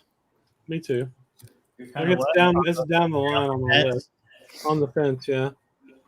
I would buy it if it was like $110, $120. And this is the one I listened to earlier. Okay. And it's really good. Soft Winds. Is it earlier or later, Mike? It is. In the box. That's a good question. I couldn't even tell you. But it has this woman on Vibes, who's and she's really good. And Jimmy Cobb is on drums. Nice. This is my second time listening to it, and it's really good. So Terry Pollard is the vibe player. Yep. Okay. And and the book that comes with it is outstanding. So what? Like, how is that music? Like, what kind of music is it? I mean, I know it's jazz, but I mean, like, what does it sound like? I mean, it's all they're sort of all at similar tempos. Okay. Because it's a harp, and and you're not there. And a lot of it's with Frank West on flute, because you don't want to compete with, I guess, the harp playing, overwhelming it. Yeah, it's all at a sort of a certain tempo, but I mean, I'm really getting into it, because I had one of these is the one that was done by Got a Groove. Mm-hmm. And I had that one, and that's really good. So now I have two copies. I'm gonna get rid of the Got a Groove reissue. What about that one called Rubaiyat that just came out on the I have the Vinyl Me Please. Yeah. I love that one. It's different from these. Okay. Much different, but it's so good. I'm gonna buy that one when the sales start. Yeah. Yeah. And then it talks about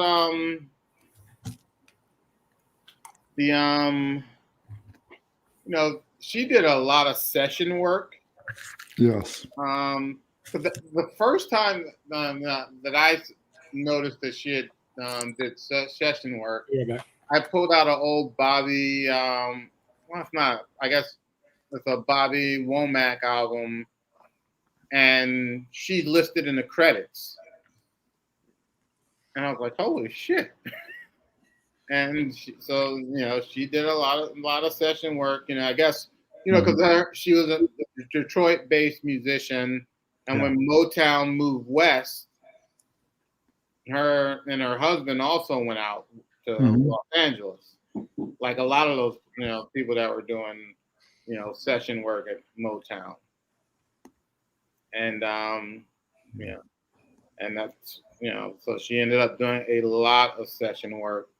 And after I found out she was on that Bobby Womack album, I started seeing her name on other like pop, soul, R&B stuff.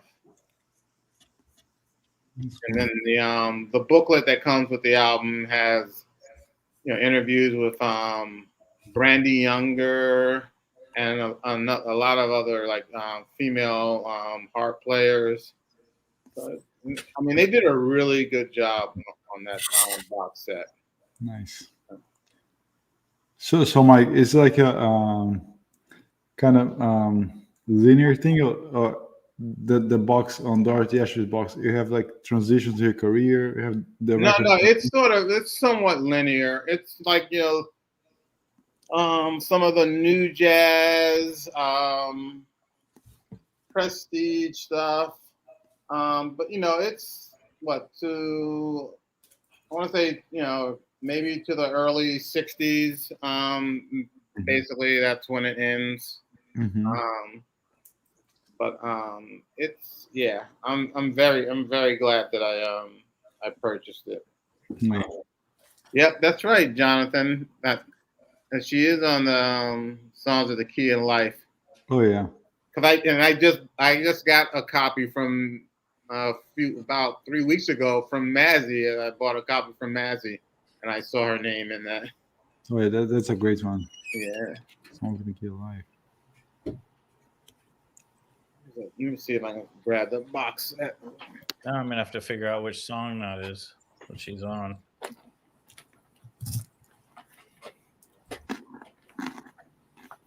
I'm thinking about getting into soul records, man. Oh yeah. Sax and Motown and all that shit. I don't know. Yeah, I think that's the real deal. I love it. Been thinking about it for a long time, and then it's like, well, how about jazz records and that? So I don't know. I mean, it's all interconnected in a sense, right? Yeah. Oh, yeah. So Felipe, the box set goes from 57 to 65. Felipe, you should buy it and then tell me if it's good. And We'll do, Chris. I only have one. I liked it. I was not sure if I should get a full box. and this is the booklet that it comes with, and I mean it's a solid booklet. Is it? So who wrote it, Mike? Oh, it's a variety of people. I think one of them is one of the persons is a relative of hers. That, but it also has the foreword is by Brandy Younger. Okay. Yeah. I mean, they did a really good job on this. And there's Afro harping and another album that I've never even heard of. I've seen that bottom one before. Yeah, that's Afro harping, but the one that I love, Dorothy Ashby, the one above it. Oh, that's nice. Yeah. But, and then I'll sell the albums too. Hold on. I'll probably buy it Roberto eventually if I can get it for cheap. All right, so here's one, the jazz harpist, and this is one with in the front, Frank West, Eddie Jones, Wilbur Marshall, Ed Thigpen, and those are the songs. And let's see. Again with Frank West. That's the one that's really pricey. Is it? The originals are pretty pricey. And it's got Arthur Taylor on drums. How do they sound? They all sound really good. I think most of them are from. This is the one that's on that Got a Groove did the reissue Right. that I have. So Yeah. I'll be getting rid of that one. That's a good one. I like Yeah, it. it really is. I'll buy it from you. This is Frank. All right, Frank West and Roy Haynes on drums. That's really good. And this one here. And this was on Atlantic. Yeah, I've never seen that one. Yeah. What's weird though about all those, they just have their label on them, right? Yeah. They don't have Yeah, the record, yeah, the record yeah. label on them. It's weird. Yeah, they do. So I wonder how they're getting the rights for those. And then this All their stuff they've done has been like that. and this is last one. And this is really Chris, I think that's why, because it's a limited number. yeah. It's really good. I'm very happy with it. So Mike, if you could pick one, which one would you say is your favorite? Oh, that's tough. Right now, this being getting through this the second time, is this one right here, because I mean I wasn't even familiar with Terry Pollard. Yeah. And the vibe playing was such a a surprise to me. Yeah, but I'm sure that'll change. Mike, what label was that one originally on? Was that a Prestige or? Let's see. If I can. That is a good They don't write it on. Jazzland. Man. 1961 Jazzland. Yeah, pretty happy with nice boxes. They did a really good job on this. And then this is the back of the box Right. that has everything on it. And it's all Kevin Gray, right? He's doing the work for this label. Yep. Yes. And then, they tell you, I think two of the albums, I think aren't from the tapes. That they might have had to. They did needle drops, I think, or something. But they sound really good. Nice. Okay, so they were able to find the tape. They were able to do it mostly from tapes. Yes. Ray did it. Mm-hmm. Yeah. Yeah, I think they only go digital, Brandon, whenever they cannot get or find, or the tape is not good or anything. Mm-hmm. Yeah. Yeah. That's good to know, Mike. I wasn't a fan on this one. Yeah. I'm pretty happy with it. Yeah. I just ordered that Kenny Wheeler. I like the other titles of theirs that I've got. I've got that Jerry Mulligan, I guess, right? Yep, I have that one. That's really good. God, what's the Dusty Blue? Who's Howard Yeah. Howard McGee. Howard McGee. McGee, yeah. And then I have the Mingus on there. I don't know the Mingus. That's pretty good. The Symposium of Music and Poetry or whatever. There's a Blue Mitchell. Yeah, the Ripple's actually really good. It's Yeah, not That one, the yellow cover. Yeah. Yeah, I like that one. And Dusty Blue is just okay for me. I don't know. I need to listen to it again. I enjoyed that one. Dusty, you have to. So the first track on Dusty Blue is kind of crap. The quality isn't very good, but most of the album actually has. You have to kind of listen to. There's like two tracks that really don't have great sound, but the rest of it sounds pretty good. Because it's one of those records where there's a couple tracks where it sounds like you're listening through a transistor radio, but the rest of the record sounds really good. Mm-hmm. Interesting. I just got a lot of records, and sometimes if I'm listening to one for the first time and it doesn't just grab me, it could be just because I'm in a bad mood or something. Yeah. Try side. But Next time you put on Dusty Blue, try side 2 first. Just Okay. The record is good. I like it. Mm-hmm. I do too. Yeah, not now, but I've always done it. I listen to something. I try to listen to something twice before like really. Yeah, I mean, if if something I really grabs me, yeah. Mhm. But I just try my best to withhold like Yeah. Agreed. Yeah. coming to a conclusion after unless Yeah. I listen to it like really twice. Yeah, I think now as people, a lot of people say, it's like the golden age, right? There's so many reissues and so abundant, Yeah. which is good because the reissues are good. They help dropping the price of the OGs, so you can actually choose and think about it and choose what you want. Have they made some OGs cheaper? I think so, Chris. I mean, not like crazy 1500 series, but I mean, the market could be slowing down a little bit too for some OGs that aren't super famous. Well, yeah, I mean, I don't know, because I thought that after the pandemic things might get cheaper, and of course it was the opposite. Records just went up like crazy. But I've seen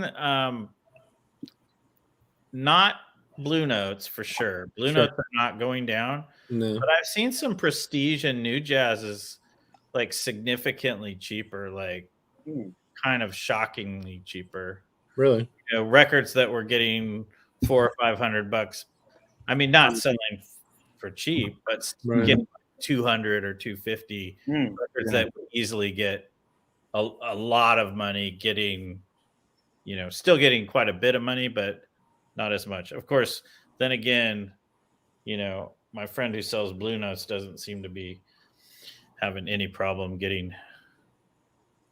I mean, people still want the old Blue Notes for. Right. Yeah. Doesn't seem to matter. Buys them all the time, man. Huh? Felipe buys them all the time. Well, I mean, but not just Felipe, not just the Felipe ones. I mean, like the True Blue, the ones that are getting like $5,000 and $6,000 seem to be getting. That's crazy to me. The ones that are getting the insane prices don't seem to be going down. I just wonder if people that even buy those even listen to records. Or it's just because they have, so they can have it sitting on a shelf and show it to people. Well, yeah. I mean, I don't know. I mean, yeah. There's people. There's definitely like the investor people, right?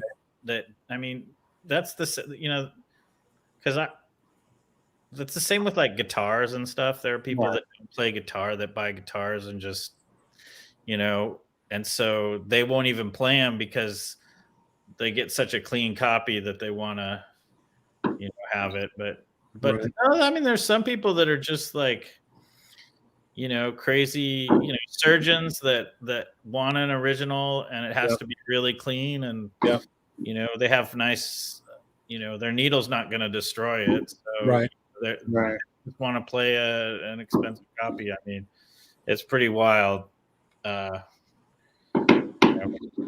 I mean, I really thought records were going to kind of go down a little bit when the pandemic happened, but it was not the case at all. I was dead wrong.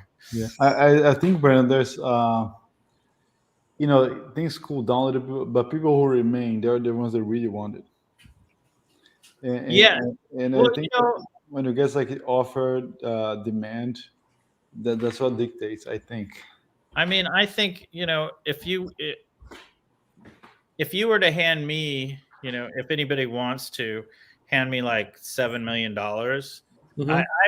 I think because there's something really cool of having like a time capsule of having that record that was played by the person in like 1964 or whatever. I mean, yeah, if I had unlimited funds, I think I'd like it too.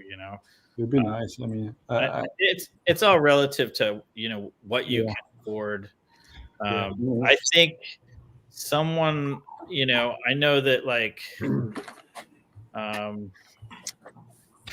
think I can't remember if it's Matthew McConaughey or there's some, or maybe it's DiCaprio. One of those actors is like a big jazz Blue Note guy, and he's got some serious, because some people get to the point where they want to have like, the review copies or the test pressing. I mean, you can get deep into that. kind of realm. But Yeah, I I'm just remember there was an auction last year. Some auction house. I saw a YouTube video about it. They had a bunch of test pressings from Blue Note from Leonard Feather, his collection. yeah, Collection, like his fucking review copies, dude. yeah, I bet those got some serious cash. yeah. I mean, you know, He wrote the fucking notes on the back of the fucking thing, you know. yeah. I'd still. I don't think there'd be no way I could resist not playing it. I Of course. don't Dude, see of how I course. could not play it. Can you imagine you take the record out to the dude that reviewed it or wrote the liner notes, like the one that he first heard, put it on your turntable? I mean, that'd be fucking dope. Yeah. All right. Who's the Hobbit guy? Roberto. The Hobbit, which one? Is that me? Elijah Wood? No shit. That's cool. Oh, I was like, I thought it was some YouTuber. I say, hey, I'm 5'8", okay? I'm 5'8". You're 5'8". What is it? Oh, man. So it's Elijah Wood. He's pretty big into old movies and stuff. Oh, man. Yeah. Elijah Wood or? Yeah, exactly. Oh, man. Who you calling Hobbit? Well, because he was Frodo. Oh, shit. He was Frodo. Oh, man. I really thought it was somebody that had a channel. Seriously. That should be your new rebranding, Mike. You can start He's got a channel, Mike, but you can only see his eyes because he's like this tall. Oh, man. You have to figure out a special effects to make the records look like your size. Oh, man. Just hold it really close to the camera. That works, right, Brandon? Every bass fisherman I've ever known's done that forever. Oh. You know, See, check it out. yeah, hold it right up to the camera. You know, look how big it is. Oh, shit. Oh. The Hobbit guy. Oh yeah. So Elijah Wood's a big jazz collector or just a big? Yeah, I mean he has not only music but he has an independent movies production. He finances independent films. He's really cool. He does a really good job. Cool. Oh. And he took the ring to Mordor. Yeah, damn. Yeah. Paul, here's a funny. You mashed and bang and put in a stew. You mashed and boiled and put in a stew. You know what's crazy? This is not related to jazz at all, but it's related to Hobbit. You know the game Magic the Gathering, the card game. You've heard of that, right? I've heard of it, but I It's never been around played for 30 years. They just put out a new set, okay? And they had one of the cards is the One Ring, right? Mm-hmm. And they made a single copy, like a special copy of it. There's only one of them in the world, okay? And a guy in Michigan opened it in a pack, sent it to PSA to get graded, and now he's been offered $2 million for the fucking thing. So he's still taking bids through a lawyer that he hired. I'm like, motherfucker. I think I'd take the $2 million. I'd take the money and run, bro. I'd be like, that's cool. Yeah. Me. If I had $2 million in cash, I'd quit my job tomorrow. For sure.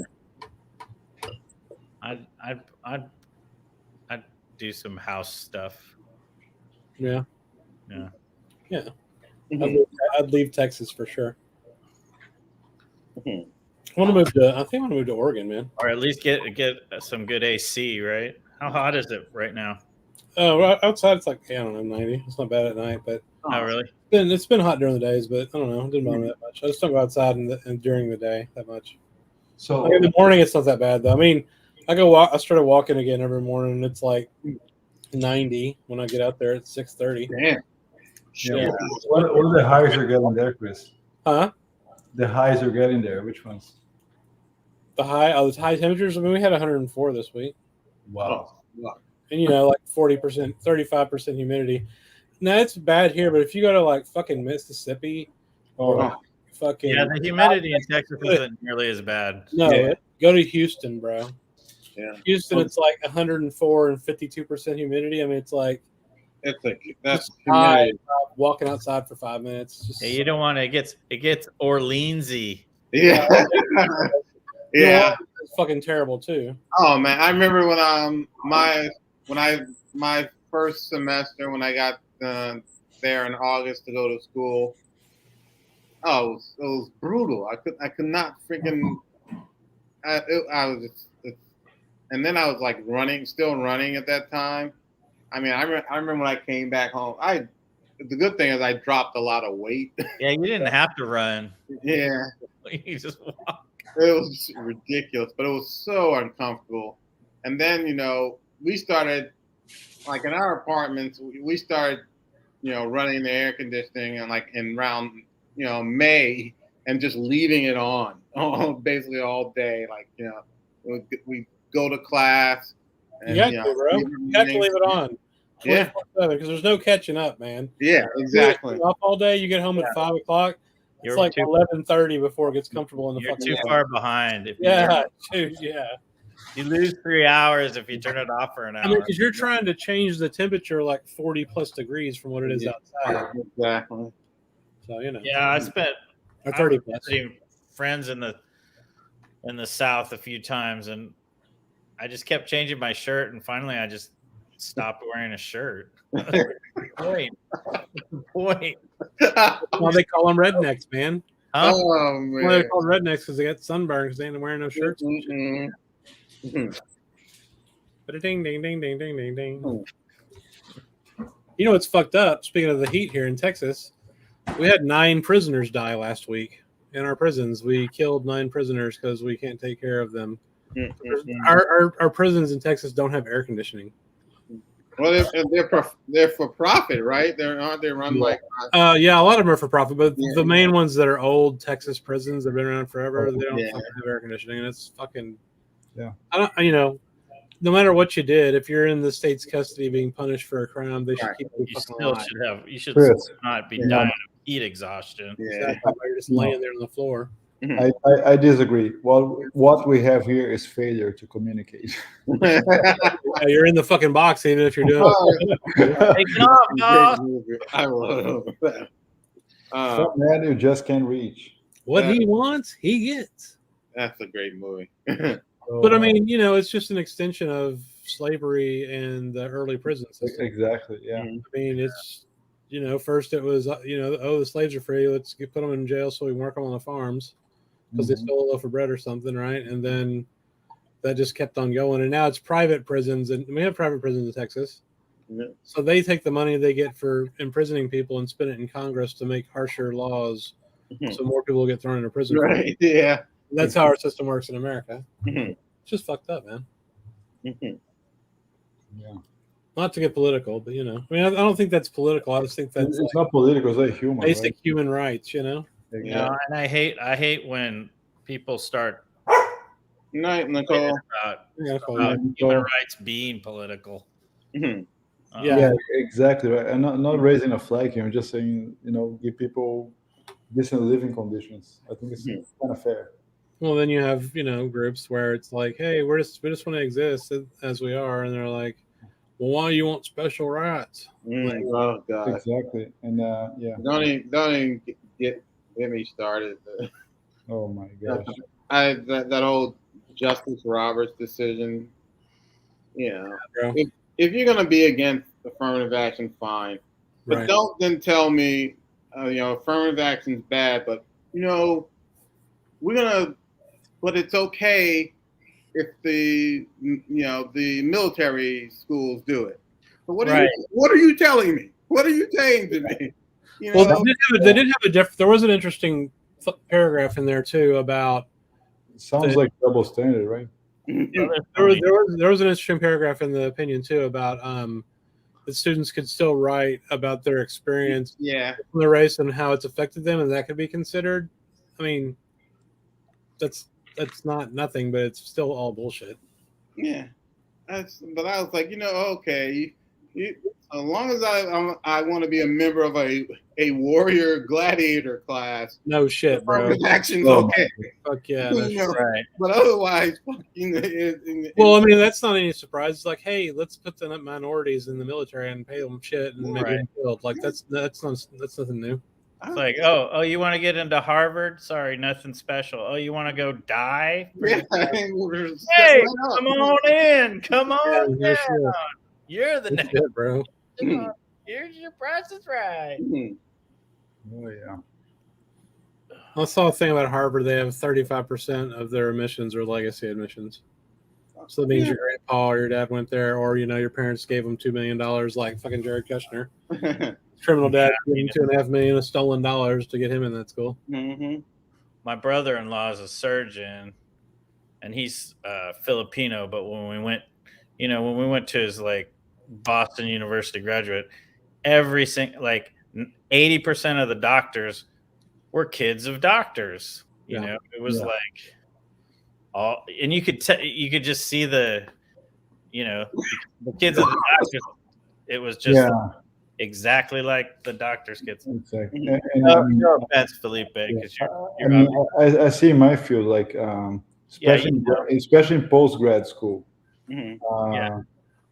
families that donate the most to the schools, they get the best positions, they get the best cases to work, they learn better, they have more opportunities in school. Let's say if you want to do like a dental surgery, let's say a residency in some big fancy school, and you come like from some Middle East country, your family makes huge donations, you're gonna get the best patients anywhere more. That's undeniable. That's how it works. Which is bad, yeah. But in some schools, like I remember when I was working at Stanford, the faculty would say, "Man, I have to be like a Nobel Prize for my kid to get into Stanford because it's just like they won't let him in because I'm a faculty here." Right. Which I think was a nice thing. But if you go to the football team, maybe you have a better chance. Right? Yeah. If you're That's true. Well, they can pay them now, right? College athletes, can't they just get paid now somehow? Yeah, you have what's it called? NIL, name, image, and likeness. Okay. Where, you can get paid for that. But that's you've got to be. I mean, you can get if you're at like Alabama or something like that, you're gonna get paid. Yeah. You're definitely gonna get paid. I mean, I think it's kind of fair. I mean, the schools that make so much money out of this. Absolutely.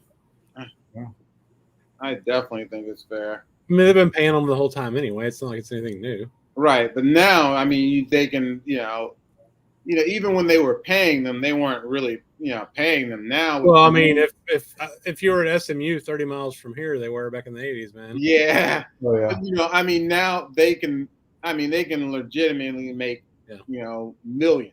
8 million or something, with name, image, and likeness, That's good. Yeah. Oh, yeah. But in that way, if the cool thing about that is if you ain't gonna make it in the league, then right, at least you made it. Yeah. Of course, if I was 21 and I got handed $1 million, there's no way in hell I'd make it out of the next couple of years with much of it. Oh yeah. I'd have bought cars and jewelry and shit. For sure. Oh yeah. Oh yeah. Or cocaine and hookers, one of the two. Yeah, I mean, let's say I think about a guy like Andrew Luck, for example. I saw him playing for many years at Stanford. He's like growing, then he goes to NFL, and then all of a sudden he gets injured and he can't play anymore, right? Right. Yeah. Yeah. But, I mean, he's a cool guy. He would like hang out in the city, just chat to people. He was super. Yeah. And he was smart. He was smart enough also. Like a lot of these guys, even after even with the injuries, they still stay around longer than they should. Yeah. He was like, "I'm done. I'm out of here." But, his dad was a player, so I'm sure he had and he was a smart. He is a smart guy. Yeah. And he also has an insurance policy that Have to one for Yeah. sure. Yeah. Who's your football team, Mike? I don't remember. Oh, my football team right now. I'm a 49er fan. I've always been a 49er fan. So What's up, Roberto? I'm really Hey, how are you guys? Good. Hey, Roberto. What about So the Giants, man? No. I got a few records. Oh, sweet. Ooh. So this is my first VCLT I received. This is from Dave Baldwin from the Jazz Bums family at the Discord. Oh man, I do want this record. He gave me this. He had several copies. I think a couple, maybe two. I don't know. He had duplicates, so he gave me for free. That's badass. It's like an $80 record, dude. I want one, Roberto. Crazy, right? Yeah, that's awesome. I want it. I want it. You might want to check with him. I don't know if he has more. He definitely had the one that is orange. Is it Orange Sunset or the other Jazz Dispensary one? Nice. Well, if he's got that one, I would buy it from him if he wants to sell it. Yeah, you might want to talk to him directly. Yeah, I saw Chris playing this record and said, man, I gotta get it. Oh, that's good. Yeah, you have the Chris first one. You have the first one, right? Which first one? The Danky Funk Blend, the first volume. No, I don't. I have the Record Store Day box that has I think like 4 or 5 titles. Yeah. I don't have volume 1. You have volume 1? No. It's like $100. This is the other one I got. This is from Kraft, Victor Lavoe. Oh yeah. This is not jazz, but yeah, it has, I guess, from my favorite songs here, Rompe Saragüey and Mi Gente. They're very good. I think this is his solo album because he played before with he sang before with Willie Colon. Yeah. Oh, cool. And this one was because Felipe sent me a link of it and I bought it. Oh yeah, Roger, yeah. Got here pretty quick. That's a nice one. He had a previous one with Seu Jorge, right?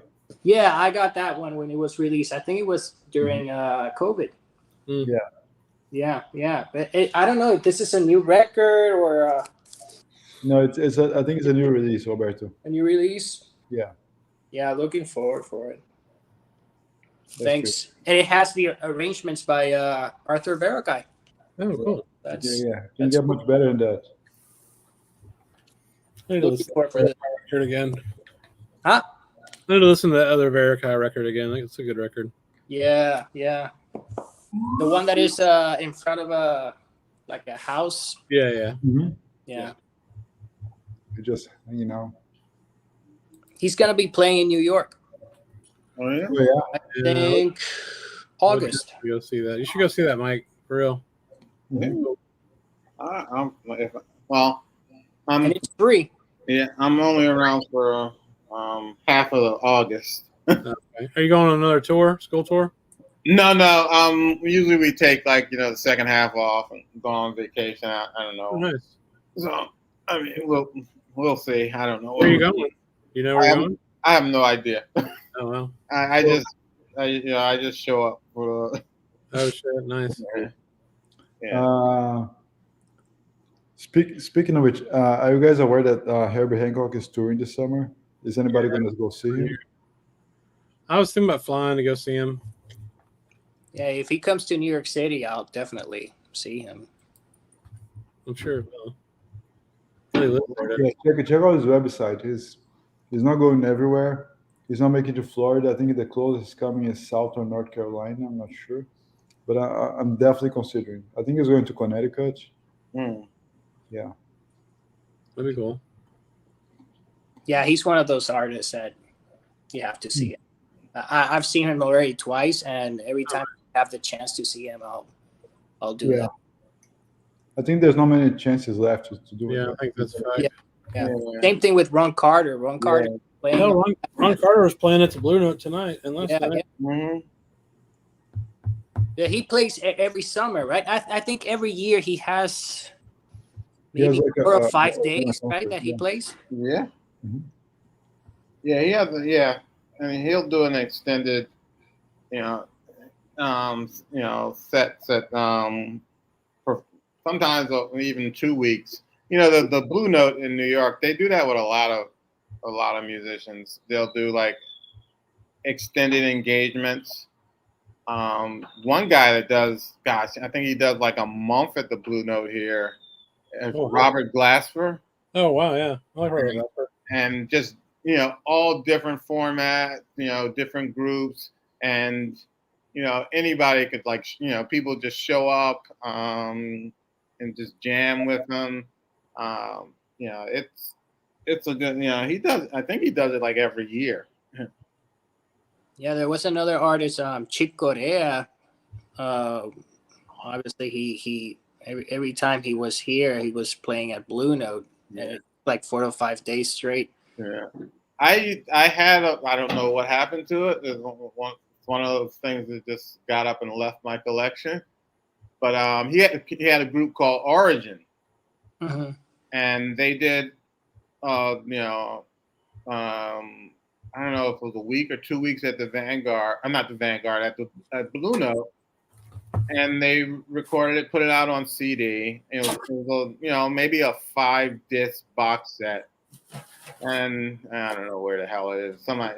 It just grew legs and left my collection. So, but it was great. Lost in this room and I know it's in here. Are you guys very jealous with your collection? Meaning, if there's people coming to visit you guys, you're like looking whatever they do, right? What they're touching, what they're not touching, or you just keep the door closed and no one gets into the music room. How is it? No, it's funny. Most people, they won't touch. They don't touch the records. They don't touch the music. Most most people seem to get a sense. More people come in and they're willing to like grab books, and and I'm like, yo, no, that's a first edition right there. You put my first edition Ralph Ellison's Invisible Man back on the shelf. Oh, nice, yeah. Yeah.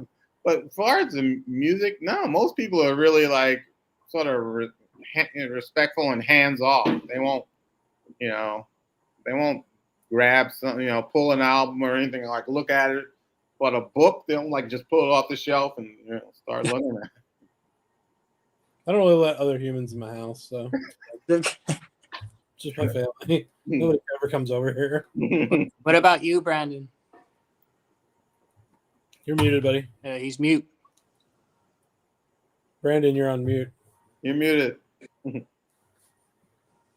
When people come over, well, I think most of them are confused. Like, I mean, there's like I have like three friends that know this music, and they probably have just as many. Like, they know exactly what everything in my collection is, and then everyone else is kind of like, "Wow, that's a lot of vinyl," kind of thing. So I don't think when Trisha's friends come over or we have a party, everyone's just kind of like that.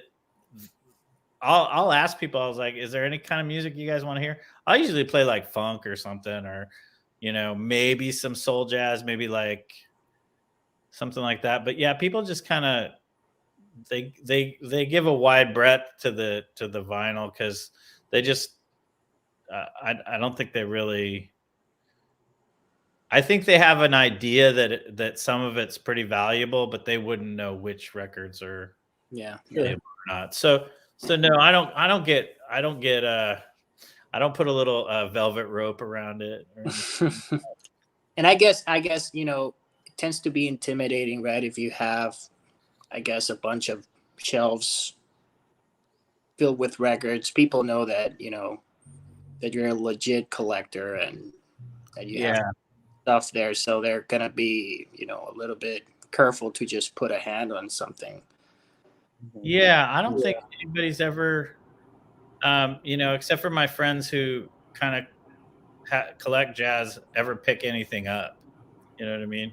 Yeah. I think, I mean, in my case, people come over sometimes.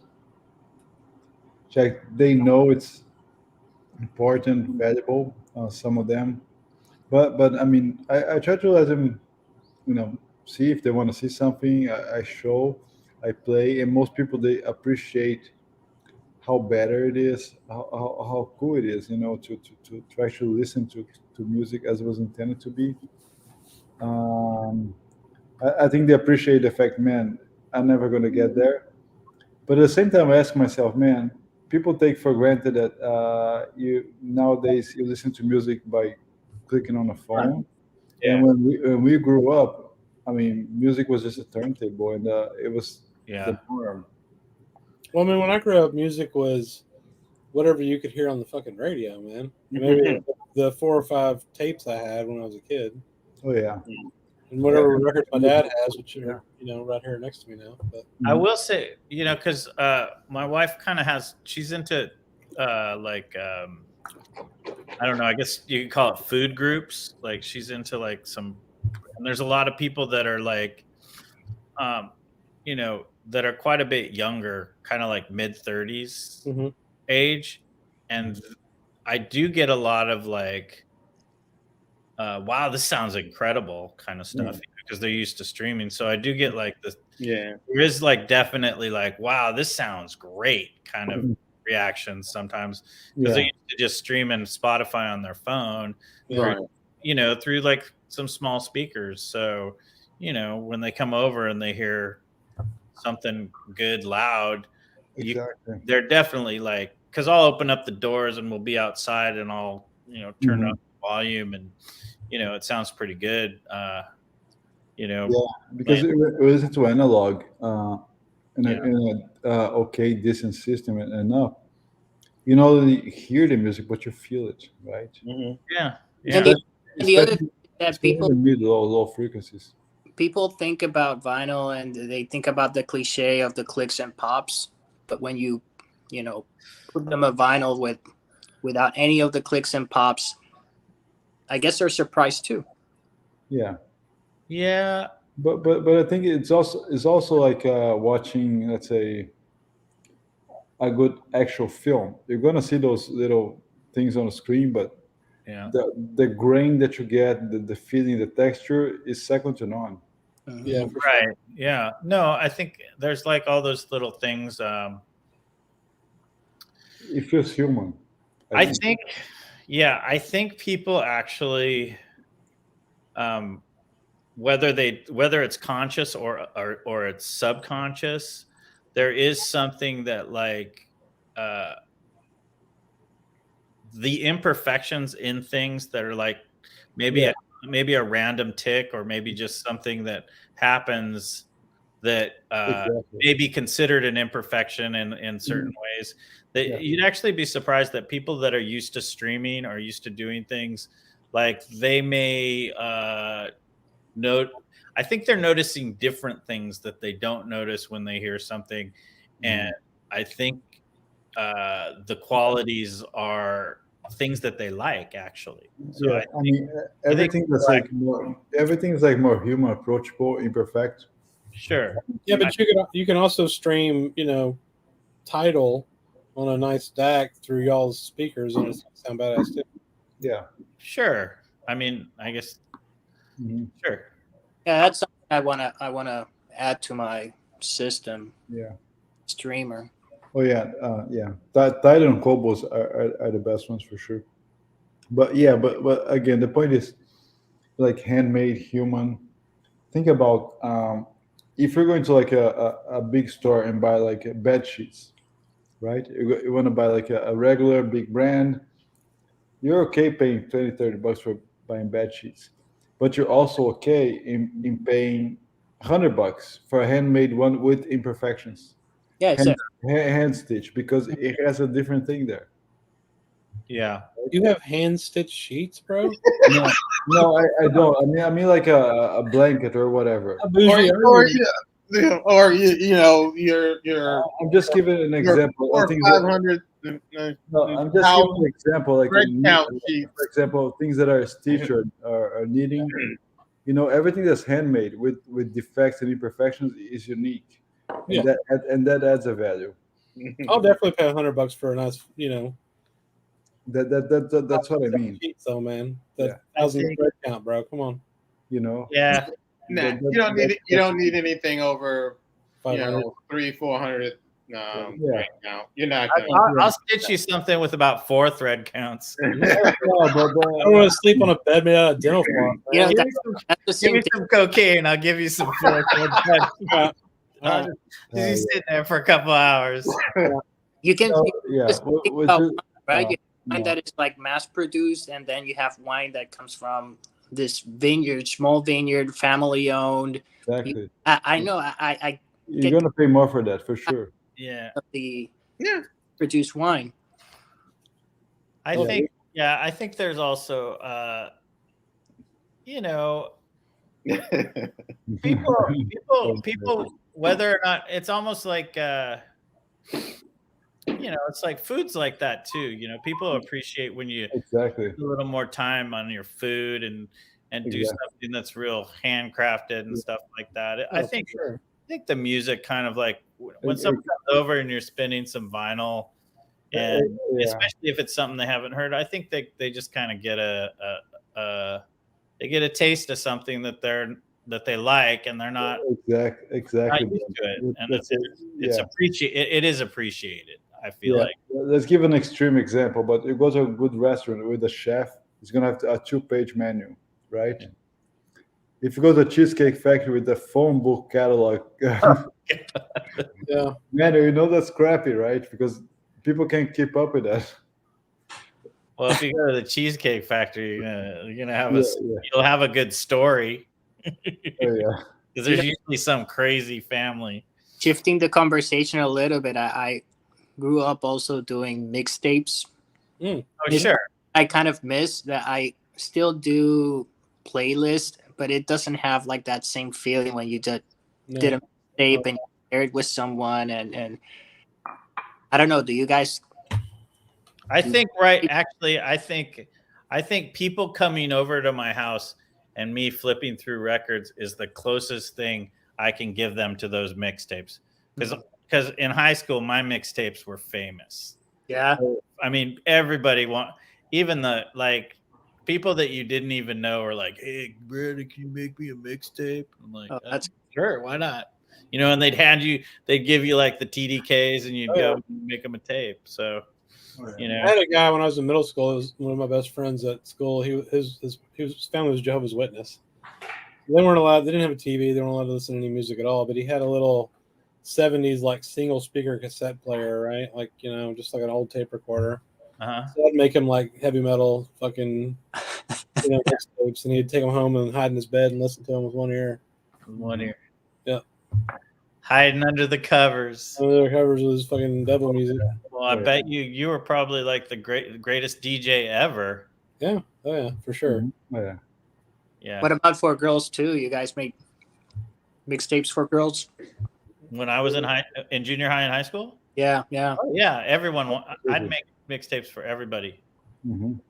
Yeah, and I would like. Did you put hearts on Did you write little hearts on the covers? No, I didn't. No, but I would draw because I used to draw, so Yeah. I would also draw the cover. But Yeah. I would definitely like specify the tape to the person I was making it for. Like Yeah. it wasn't like the same one every time; they were different every time. Yeah, oh, yeah. Making my mixtapes, I try to emulate those the handwriting from the Chili Peppers records. Oh yeah, Yeah, I mean there's some really nice handwriting there. yeah. Blood Sugar Sex Magic On is really cool. Yeah, I had really good writing too. My dad wanted me to be an architect, not a photographer. So I had really good penmanship. And I also used to and I could draw. And I used to do all the band logos for everyone on their Peachy folders, all that stuff. I mean, I was people would hand me stuff at the beginning of class, and I'd just start working on it. So That's cool. That is cool. So yeah, the nerdy art guy, the Hobbit. That was the Hobbit Fucking Hobbit. living in my tree. That's the Hobbit, like hairy feet, right? Yeah, my hairy feet drawn on people's peachy folders. So Felipe Elijah Wood is into Tropicalia and Brazilian music a lot. How do you like it? Which ones are you going to? No, Elijah Wood. Oh, Elijah Wood. Oh, yeah. Yeah, he used to hang out in a record store here in New York that doesn't exist anymore. It's called Tropicalia and Furs. He was buying records all the time there. Yeah. Oh, No, he's a cool guy. He started this independent movie film. I cannot call it label. How do you call it in movies? I don't know. A house? I don't know, but he's been releasing independent movies quite a lot. hey, but while you're here, Felipe, because I'm gonna take off pretty. Look what I got. This too. Oh, that's a good one. That means many carnivals. Yeah. Yeah. Yeah, I as soon as I put it on, I'm like, oh, this is a reference to Carnival, like party In a sense, yes. festival. So he's from the north. He's from Salvador. So the sound of a carnival in Salvador is way different from Rio. The famous one from the street parades, they're absolutely different. And that's the stuff from Rio is the stuff we know. So Rio, I would say, is more like George Ben a little bit, not much into the samba parade stuff. Yeah, but he's from the north. I mean, if you're there, those things have nothing to do with it. But it's really good. It's really, really good. This is a good record. I have it, and you made a good deal there. I don't have any records. I should start buying some. Caetano Veloso, do you have any? No, I don't. Well, this one's. Where should I start? Ask Felipe, but Caetano Veloso, I would say they're very early stuff. Get Tropicalia. Do you have Tropicalia? Get this one. Yeah, this is a really good one too. And then this one's my favorite, and nobody agrees with me, but I think this record is phenomenal. It is. Muito, which means a lot. And this is actually a lot of this is him and a guitar. Yeah, and that's the repress, not the OG, but the repress sounds better and it's cheaper. Okay. Yeah. So Tropicalia tends to be more instruments, right? More elaborated, the music. Yes, it's very. How can I put it in words, Roberto? Tropicalia is very confusing in a sense because the idea about Tropicalia is we're bringing the foreign sounds, the electric guitar, and all that stuff, and mixing with the original, indigenous, everything that we have here. Okay. From Rio, from the north, from the Indians, from everywhere.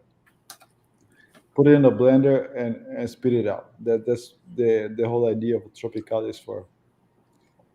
That's why the records are so challenging to listen to, but they are like really, really masterpieces. I think Tropicalia is a great record. He pays tribute to some of the bossa nova people, to the Mutantes. The Mutantes are the centerpiece of the cover of Tropicalia, and it kind of points to what would go afterwards in the 70s for sure. Okay. So yeah, Tropicalia or Panis et Circenses, which it comes from the Romans, right? Bread and circus. Panis et Circenses, that's what it means from Latin, and it's a mixture. What we absorb from U.S. European rock, blended with local indigenous sounds, and we're going to spit it back to you. That's what Tropicalia means. And that's why it was so important to this day. It influences so many people. he has to do a lot of with the Mutantes and so on.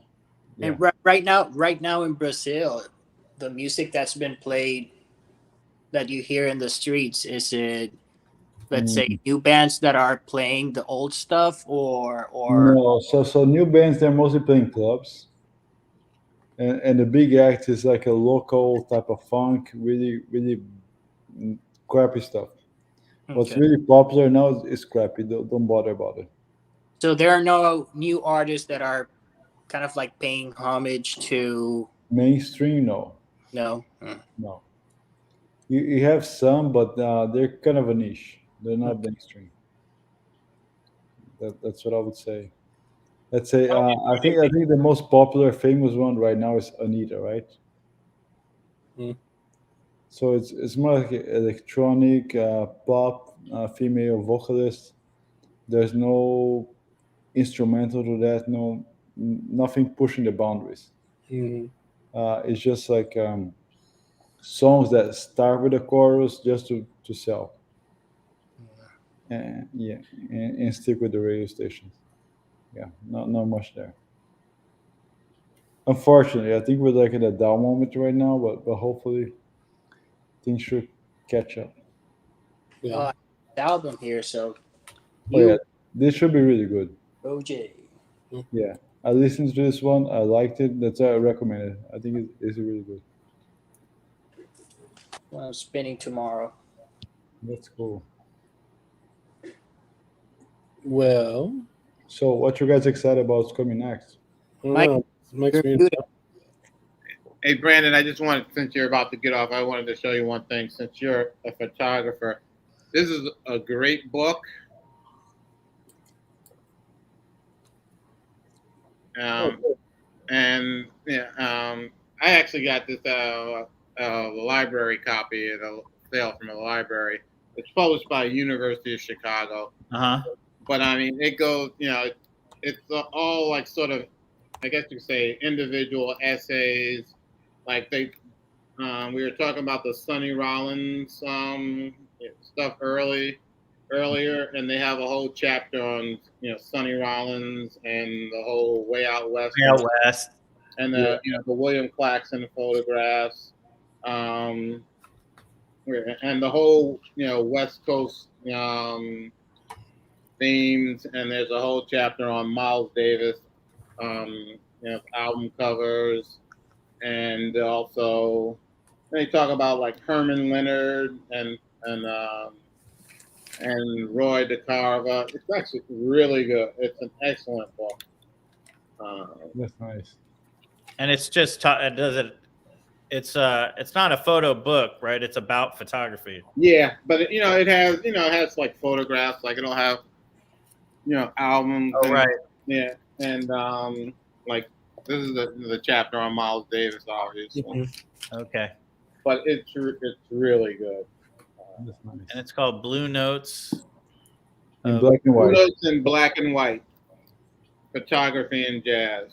Yeah, it's always so interesting to me too. Just like in the same way that that the East Coast and the West Coast jazz music sounds different. Yeah, the photography kind of reflects the attitudes too. That's how everything is. But like the Chet Baker ones look really, I don't know. They seem, although it's kind of funny because he had such a struggling life, but they have that sort of kind of all that natural light coming in, and that's one of my. I love that cover. Yeah, that's such a cool shot. Yeah, that's Chet Baker with strings. Yeah, album. And then where is it? Oh, this is funny. Yeah, this one in there, which is sort of a. Who is it? I guess it's a comp. I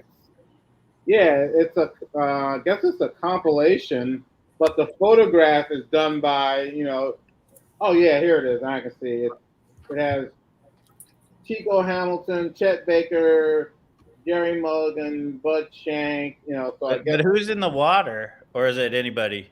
No, it's just a. I think it's just a photo. Let's see. Does it say? No. Yeah, it's just. Is that a Pacific Jazz? Was that a Pacific Jazz one? It is a. Contemporary. I believe it's a contemporary Contemporary. because it's the same as William Claxton who took the Way Out West photograph.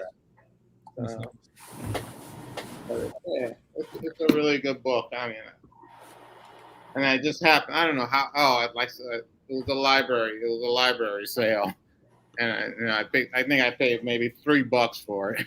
Yeah. Well, I think I mean I think I paid that William Claxton book I got. I think I paid $4 for it. Books are getting so cheap. Mm-hmm. Well, thanks for showing me that. No problem. Blue Notes in black and white. All right. Look for it. Okay, guys, I'm gonna go eat some dinner. All right, man. All right, then. I mean, you got anything else to talk about? I'm about to Oh, good, head Chris. out too. Okay, cool. All right. Oh man. But what am I gonna listen? Maybe I'll listen to some stuff before I go to bed too. Yeah, that's what I was saying. Yeah. Cool. Well, you good, Felipe? Yeah, I'm good, Chris. I think I showed everything today, and I learned a lot again here for you guys. Oh yeah, absolutely. Mhm. All right, cool. Well, thanks for joining us, everybody. Thanks for coming up, Roberto. No, Cheers, guys. Thank you so much, Roberto. thank you. Thanks, Mike.